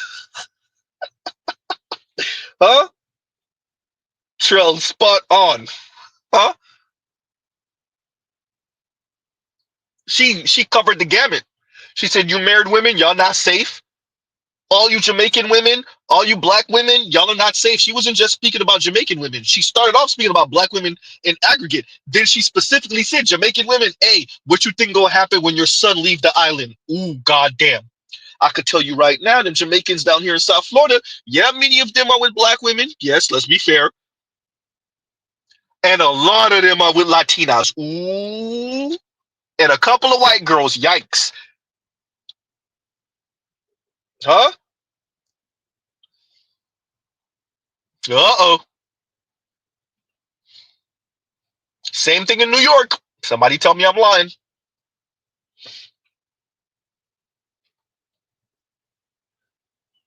Huh?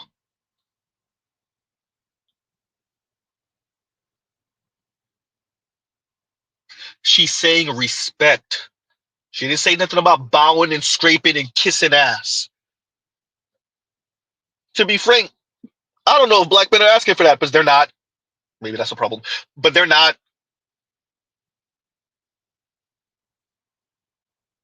She laid it out flat. Huh? She told the ladies what the problem is. She let them know, hey, you don't go out here, or better yet, he's going to go out here, he's going to get a different treatment from other women, and it's over. Notice she didn't say anything about him changing, about him acting different. Huh? She didn't say any of that. Unlike this lady. If you want to date outside of your race, you need to be disciplined. When they say we're going to the gym at 5:30 in the morning, you better be up at 5 o'clock getting ready. They are not going to deal with the lack of discipline. And what we make black men put up with, they are not going to go for that. And what we make black men put up with, they are not going to go for that. What we make black men put up with, they are not going to go for that. So you have a young black woman saying to other black women, hey, we have to act different to pull those white guys, to pull those non-black men. Then you have the Jamaican woman who's saying, hey, look, the second those black men step outside of Jamaica, or black men in aggregate date outside the race, I want you to appreciate the way these other women gonna treat them. He ain't coming back. You're going to lose him to the other women. Shout out to black women, because I'm hearing, do y'all hear that? That's a collective of black women saying we don't care. Okay, we'll see. Huh? As Trell said, we shall see. I'll play it for y'all one more again. Here you go. We're losing our men. Yeah, we're losing our men. I said it. And we're not losing our men because there's a shortage of men and them in jail, or them gay, or them married. No, we're losing our men because we're not treating them correctly. So therefore they're going to all other races. Yes, and those races know how to speak to our men. Those races know how to respect our men. So let me just tell you something. For all of you who are going to come to me now and come for me and say, me don't want them, you're this and you're that, I do not care. It matters not to me what you feel, because you're probably one of them who don't have a man either. So let me just tell you something. If we want to keep our men in our fold, in our community, you know, and build our blackness and our race, remember me told you something. Respect them. Stop emasculating them. Stop castrating them. Stop reminding them of what them do and what them do, because you are the things too. You understand? Remember me told you right now, say, we are losing our men. We are to all other races. And for my Jamaican people who are in Jamaica with our 98% black population, me not talk to Uno, because Uno sometimes go on like say Uno not travel, or the few that can, or the many that can, or whatever. Look at what is going on outside of Jamaica and you will see exactly what I'm talking about. We are losing men. I'm going to tell you something too. As soon as your man travel, what you think will happen? As soon as your son travels, what you think will happen? And just your friend travel, what you think will happen? Once they get used to another race and how they are treated and respected, what you think will happen? We need to do better as females, as women. And those women who are in marriages and you think it's solid, think again. If you don't know, respect on a man. So, remember I told you, right? Huh? So you have one woman saying black women have to change to pull the non-black man. You have another black woman that said black women have to change because the non-black woman gonna pull the black man. Ooh, goddamn. Huh? And she's telling you, she's saying to black women, hey, the second these black men experience these non-black women and how they're respected and treated, she didn't say nothing about groveling. She didn't say nothing about he has to change who he is. She's telling you very clearly, the second these black men experience being respected and the way they're treated by non-black women, what you think gonna happen? She said, what you think is going to happen? Mr. Z grew up hearing this accent my entire life. Huh?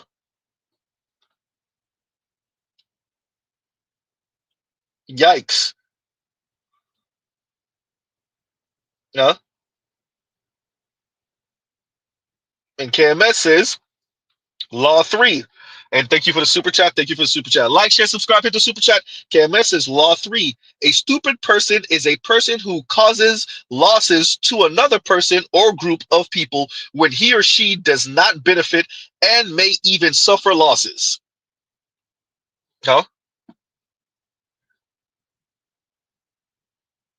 Once again, Law 3, a stupid person is a person who causes losses to another person or group of people when he or she does not benefit or may even suffer losses. I hate that Canvas be making me read this. Canvas said, one day, Z, one day you gonna say it, Z. Yikes.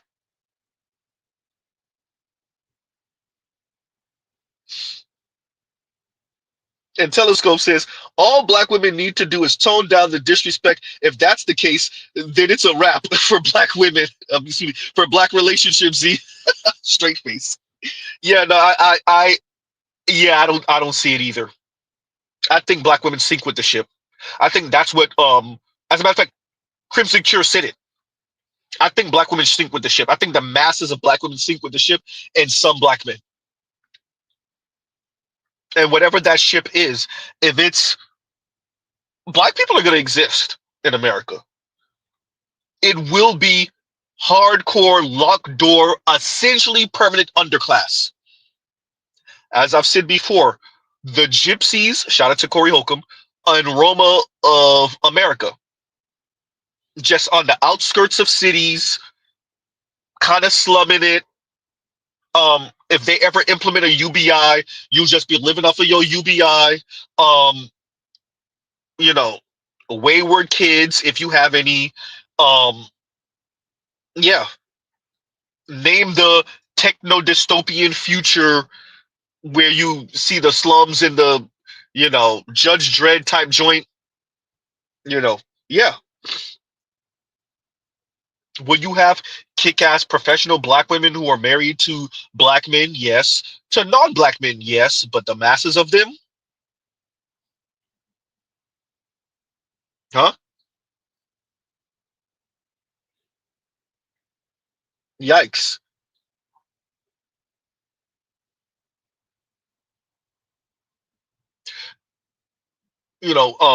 I'm gonna wrap up, you guys, but I really wanted to stress this. Shout out to Jeff St. James.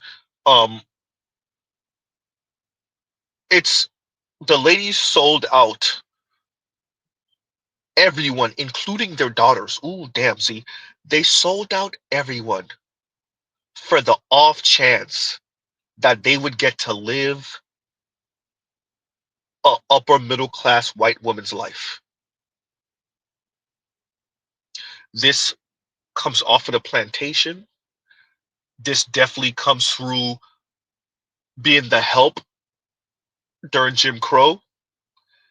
This comes through consuming way too much television. As the family broke down, as people in America, particularly black people, particularly black women, tried to find some respite with mass media, and then over the past couple decades, social media, you just saw that ratchet up. And so you couple hyper individuality, as I've said before, with this hyper consumerism and materialism and third plus wave feminism, and we're here. For all of those who are new to Z's channel, Z is going to be speaking about these things a lot. Z will be wrapping up things that you think are coming from way left field and that don't have anything to do with anything, and it's going to come right back to this. Black relationships, black families, black children, black men, black women, black nuclear families. Huh?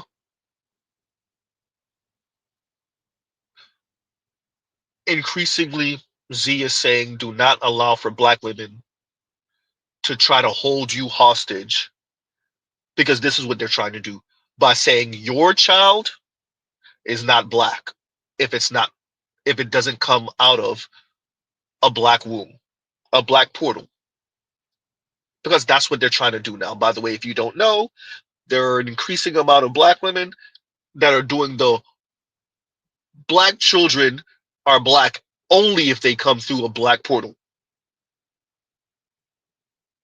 Slick work. Huh? Slick work.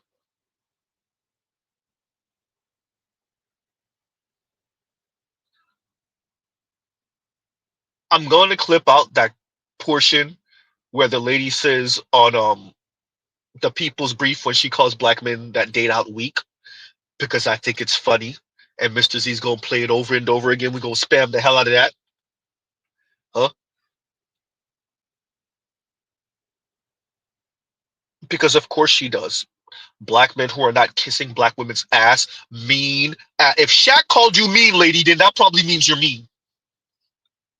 Shaq been a big kid since we all knew him. Shaq been a big kid. If Shaq's calling you mean, ma'am, that's because you're mean. And you proved it. You had a chance to prove him wrong, and you proved him right.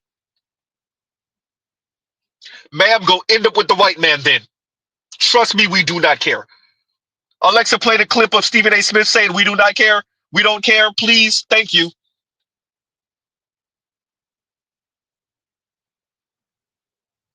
Shaq been a big kid. If Shaq O jovial ass is calling you mean, ma'am, that's because you're mean.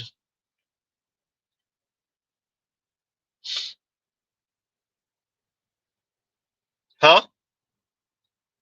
And you proved him right. When I look at I don't know. When I look at black men with white women, I just feel, oh, you're weak. Pathetic. And that's why she's the same age as Z. She said, was she almost 39? Yeah. Huh?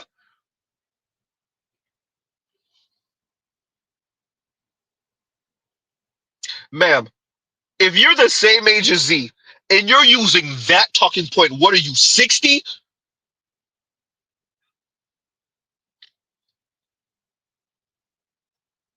Who's falling for this? For all of us in our late 30s, who in early 40s, who's falling for this?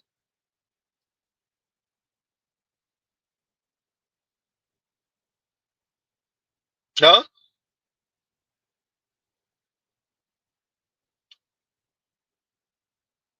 Pathetic.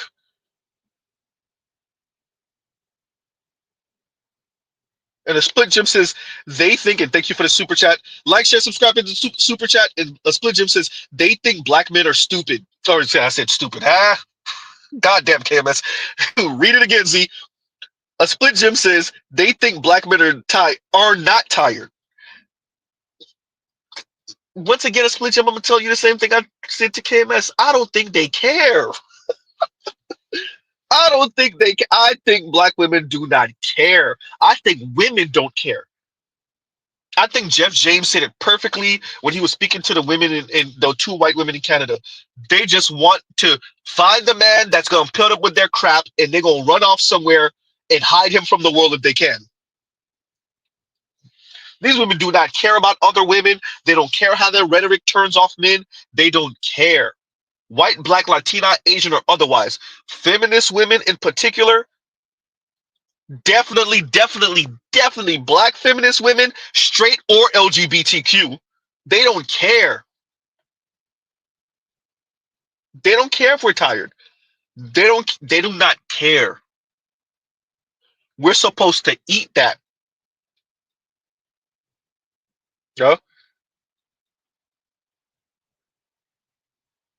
We're just supposed to eat that.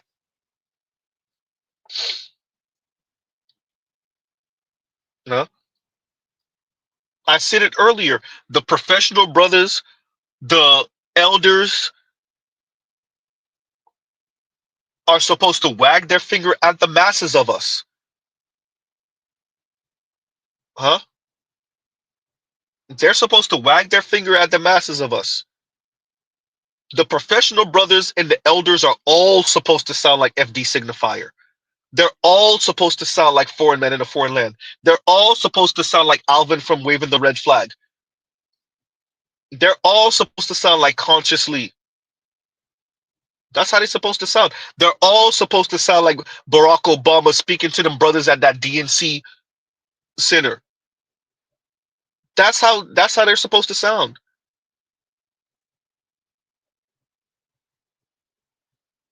The ladies don't care if we're tired.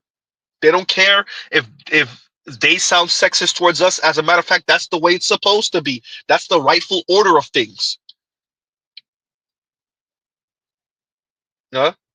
And a split gym continues, or that black men have no right to be tired of their BS. So let's read the first one and the second one. And he says, they think black men are not tired. He also says, or that black men have no right to be tired of their BS. Of course not. Of course not. Nope. right? Black men are just supposed to eat that. And once again, thank you for the super chat. Thank you for the super chat. Black men are just supposed to eat that because black women are on the right side of history and black men are not. Huh? Black women are on the right side of history. Black men are not, unless black men are in complete lockstep behind black women. This is just something that black men are going to have to come to terms with. Either she's on your program or she's not. And that's white, black, Latina, Asian, or otherwise. Either she's on your program or she's not. What you're seeing is that women didn't mean that egalitarian crap. They never meant it.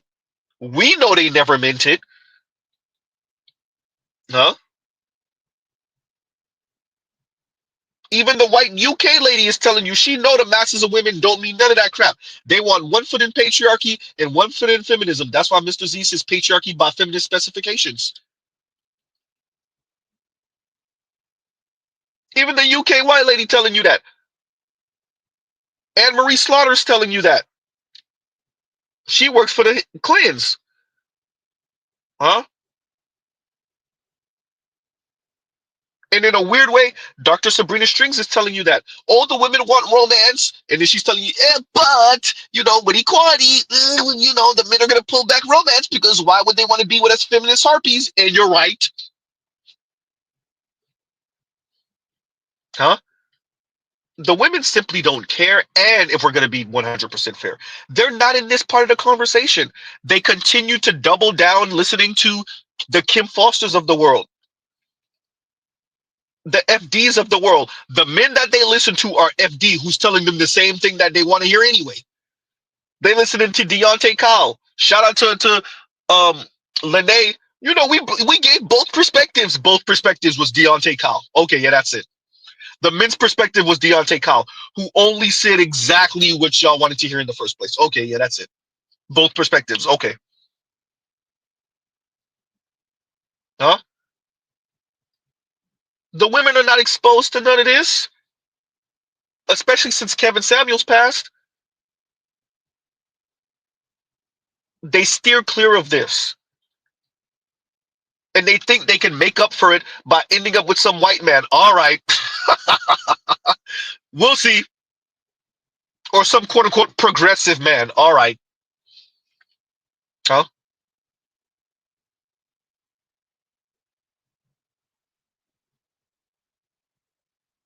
And when they say quote-unquote progressive, in intimate relationship with them, what they mean is quiet, subtle, benevolent patriarchy. They just don't have the ovaries to say it.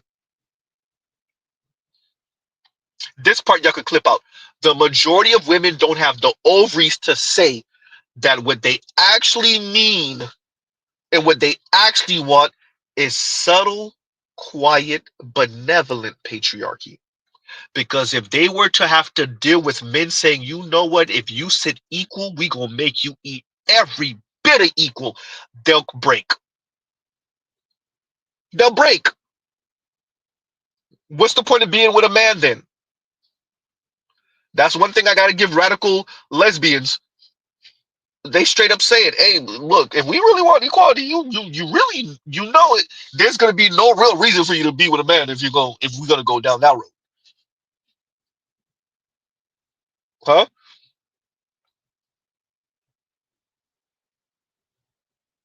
And the split gym says, the truth is I'm tired and options are few. It is true. Afro Merchant says holding them accountable is misogyny, but for real though, that's how many women see it. Like you're joking, but like it's dead ass serious. No, true though. No. And KMS says law 2, talking about stupid. And law 2, thank you for the super chat. The probability that a certain person is stupid is independent of any other characteristics of that person, status, station, education. True. True. I struggle with this one, admittedly, KMS, because I don't know how much of it is stupidity and how much of it is just sheer, pure agenda. This is what I've dedicated my life to. This is what it is. I said this is what I am, and this is the direction I'm going in, regardless of information, regardless of anything. I mean, I look at a Kim Foster, right? I don't think Kim Foster's stupid at all. I don't think she's dumb at all, not one iota. I don't think that lady's dumb at all. I think she's a rebel without a cause. What else is a black woman who grew up upper middle class with her looks? What else is she supposed to talk about? Huh? When you look at Kim Foster, what else is she supposed to talk about? She grew up upper middle class. She wanted for nothing. She attended Harvard. Huh? She's still griping on, I don't care what she say, about not being chose in high school. She still ain't chose, even though she got a man. She still ain't chose. Why, Z? Because she ain't chose by the type of man she actually wants. Sorry, brother, if you heard me say it first. Hopefully you ain't listening for your own mental good, for your own mental sanity. I hope you ain't listening to Z right now. If both of y'all are listening, anything she tell you from this point on is a lie, and me and you both know it, goddamn Z. Huh?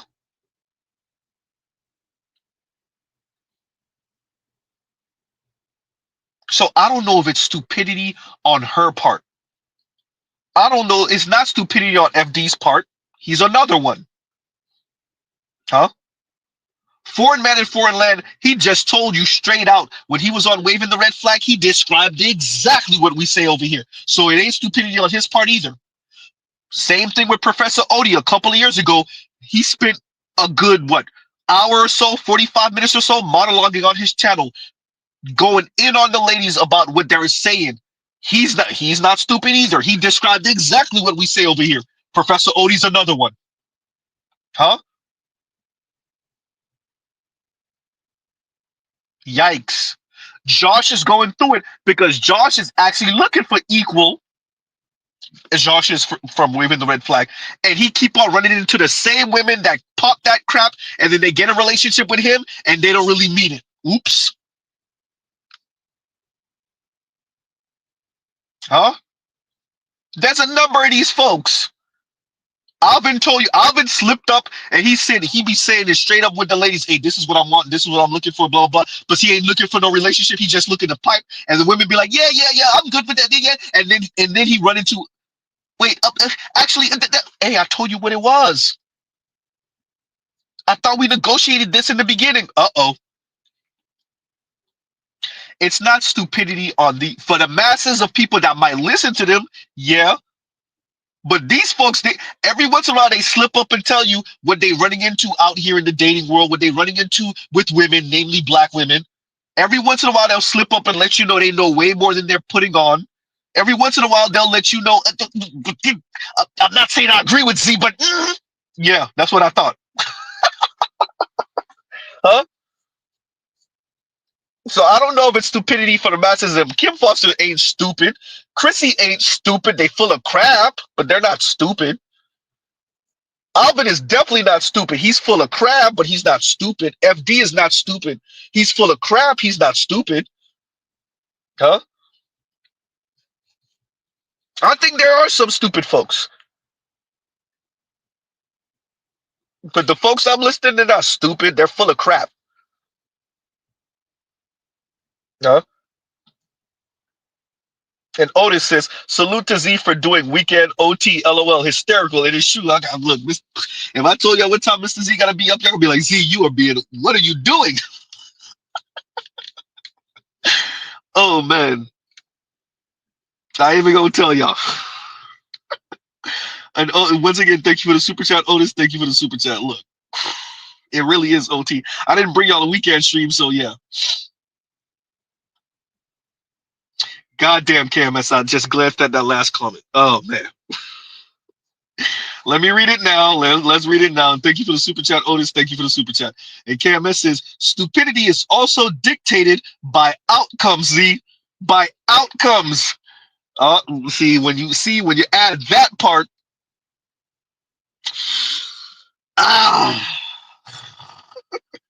see, when you add that, see, look, when you add that, KMS, I don't know. Huh?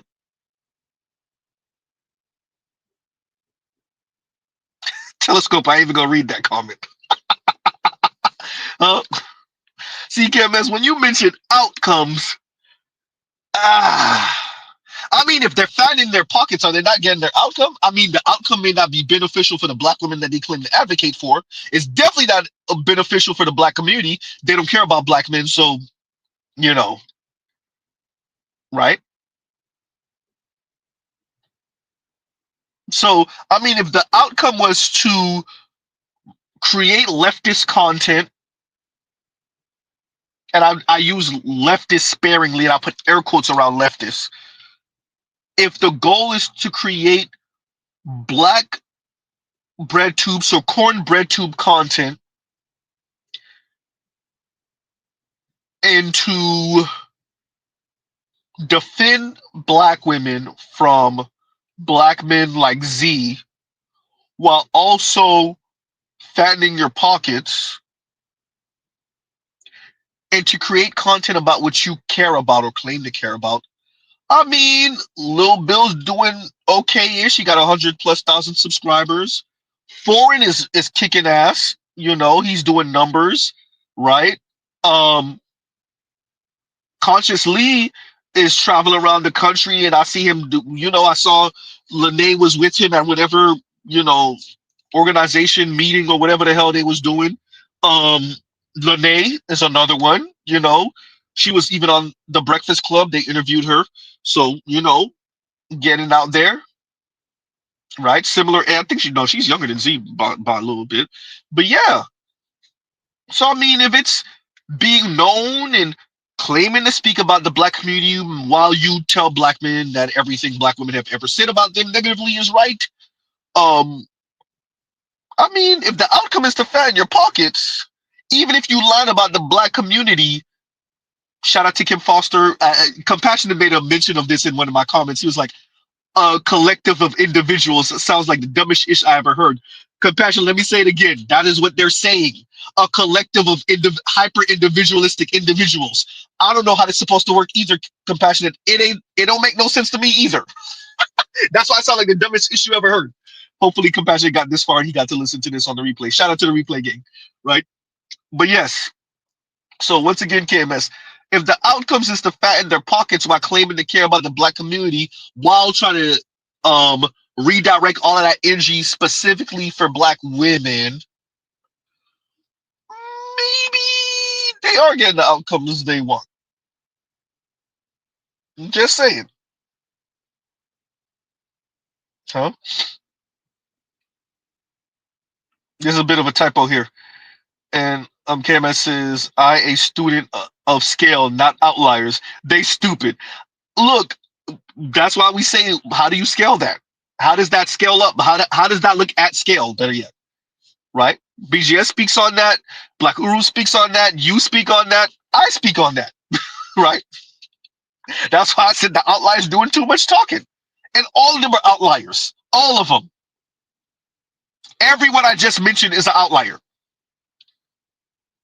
Whether it's Conscious Lee, whether it's FD Signifier, whether it's Kim Foster, whether it's For the Foreign Man in Foreign Land, when you find out their stories, you like, bro, you an outlier. Shut the hell up. Huh? All of them are outliers.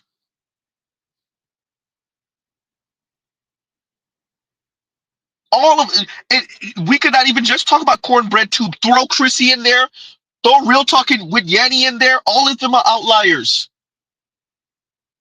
Khadijah, you could throw, well, she's Cornbread Tube. Huh? All of them are outliers. Huh? So yeah, no, I agree with you on that one, KMS. Look, yeah. Telescope, say that. Telescope says collective of individuals equals herd of cats. Say it. Huh? Exactly. And let me read your other laws first. And KMS says, Law 1, everyone always inevitably underestimates the number of stupid individuals in circulation. Not all black women. Look, KMS, I feel attacked. I feel attacked, KMS. What you saying? Let's read that one again. KMS coming for my neck, y'all. KMS is Law 1. Everyone always inevitably underestimates the number of stupid individuals in circulation. Not all black women. Look, KMS, what you trying to say? But I really don't know if all these folks are stupid. I think they full of crap. And especially when I was speaking to FD myself, right? It's like, no, you get it. And shout out to Ed. When Ed backed him into a wall in that conversation on Bernard Rally's channel. It's like, you ain't dumb. You have an agenda. Huh? Now, there's a different conversation to be had about whether you truly think that agenda is going to actually pan out in a beneficial way for even black women. Now you can start talking about whether that's stupid or not, KMS.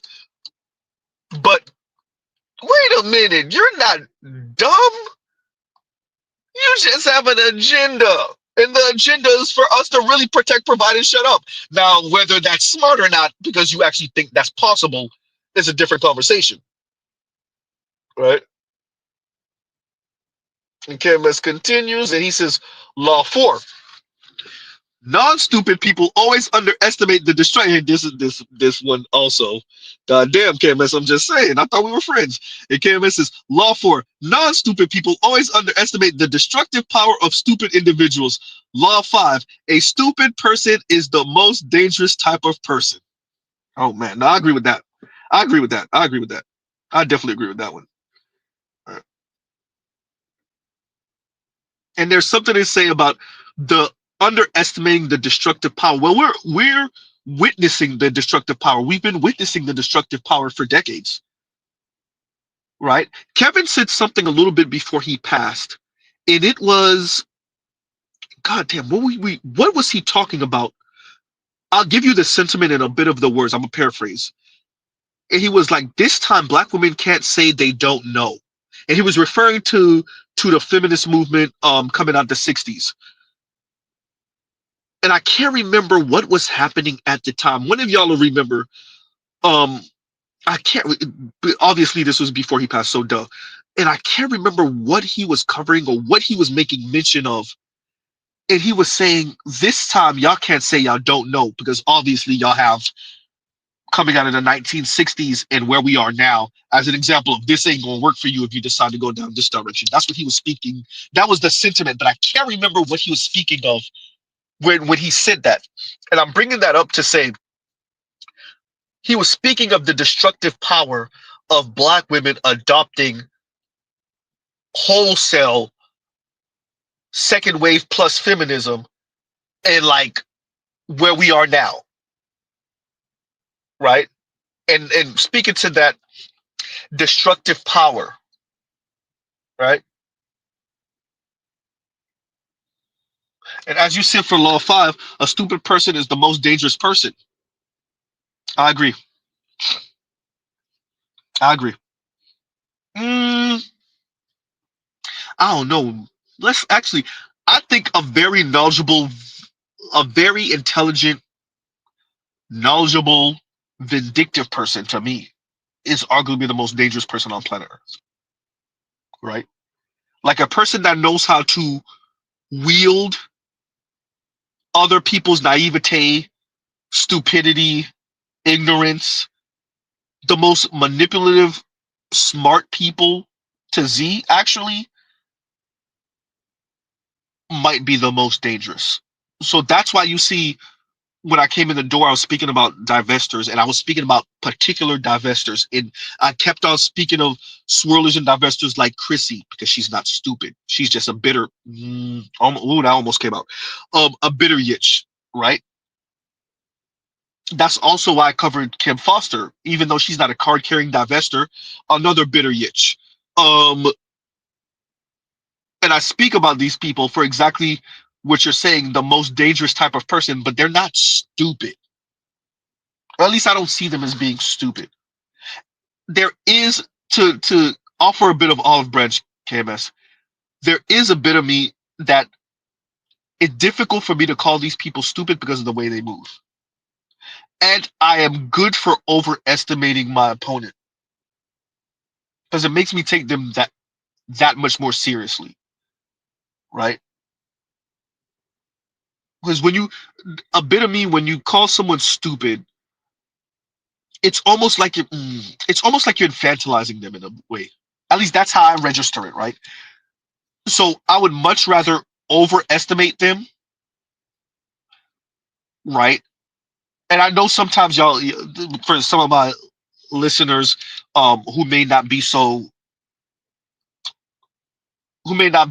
exposed to Z and appreciate how I speak on these things. I speak on these folks the way I do, and I know sometimes it comes off borderline laudatory, borderline, for the exact same reasons why I just said, because I don't want to underestimate them, right? I would much rather overestimate them and then be disappointed than underestimate them and then be blindsided. So yeah. And KMS also says, and here's this one, he says, no, they're stupid. I am a student of scale. Their dogma is expedites the end of black community. So let's read that over, because I know that is probably wasn't meant to be there. So no, they're stupid. I'm a student of scale. Their dogma expedites the end of the black community. Their community they claim to be advocates of, but wear the jersey of. This goes against Law 3. Yeah. It makes it really difficult to debate you on this one, KMS, because when I really sat down, and now I'm going to have to start reframing these things a little bit more.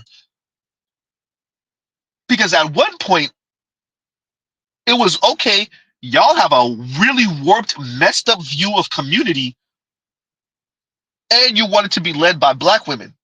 But after what Kim Foster was saying on Clubhouse, and if y'all don't know what Mr. Z is referring to, check Red Pill Sleeper Cell's channel.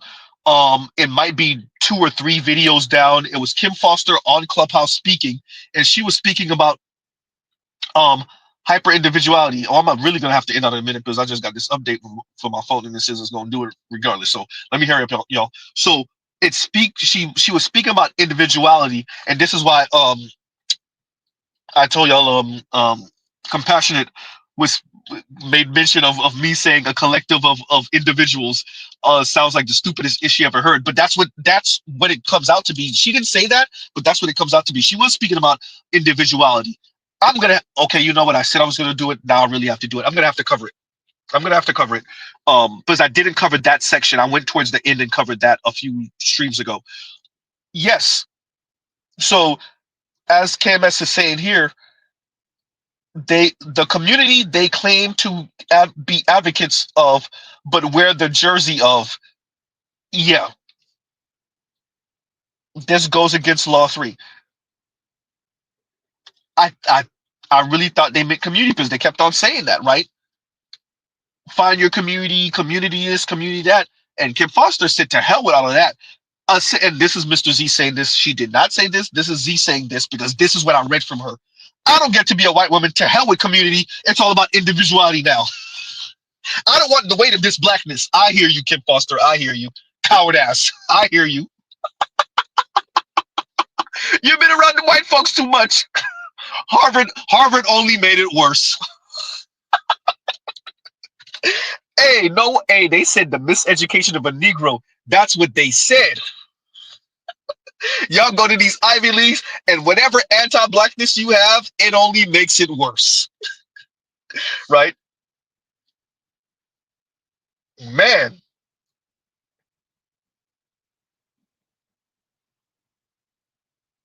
I really want to sound like, what's his name? What's his name? Boss. I forgot, the brother out of California. I forgot his name. Right? When he's like, bless that yitch. I really want to say bless that yitch, but for real though. Right? When she said, I was like, oh, you know, the old face with the brother, he's rubbing his cheek. He's like, oh, yes. Yep. So, Camus, you got a point here. This one, I got to concede this one. Right? Still ain't saying they stupid for real. But on this one, when she said the individuality thing, I was like, oh, so that's what it really is. And thank you for the super chat. Right? Yikes. KMS continues. He says, I'm not questioning their intellect or capabilities, just overtly claimed outcomes. Law 2, 3, and 4. Yeah.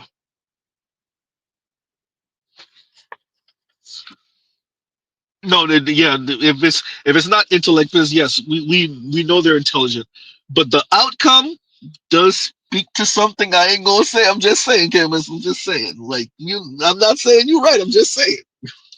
The intellect, no, these folks are not stupid, right? But the outcome on the other side of that equal sign, look, it could be a million, but a million plus what, right? Of the other side of that equal sign equals 0, then it don't matter if it started off with a million. It don't matter if it started off with a billion. On the other side of that equal sign is 0. I'm just saying. I get what KMS is saying. I'm just saying. I get you, KMS. The intellect could be a million. Your IQ could be whatever it is. But on the other side of that equal sign, when he looks to outcomes that you claim to be advocating for, and even your foremothers and forefathers, so we talk about decades, just saying. I hear you, KMS. I hear you. Right?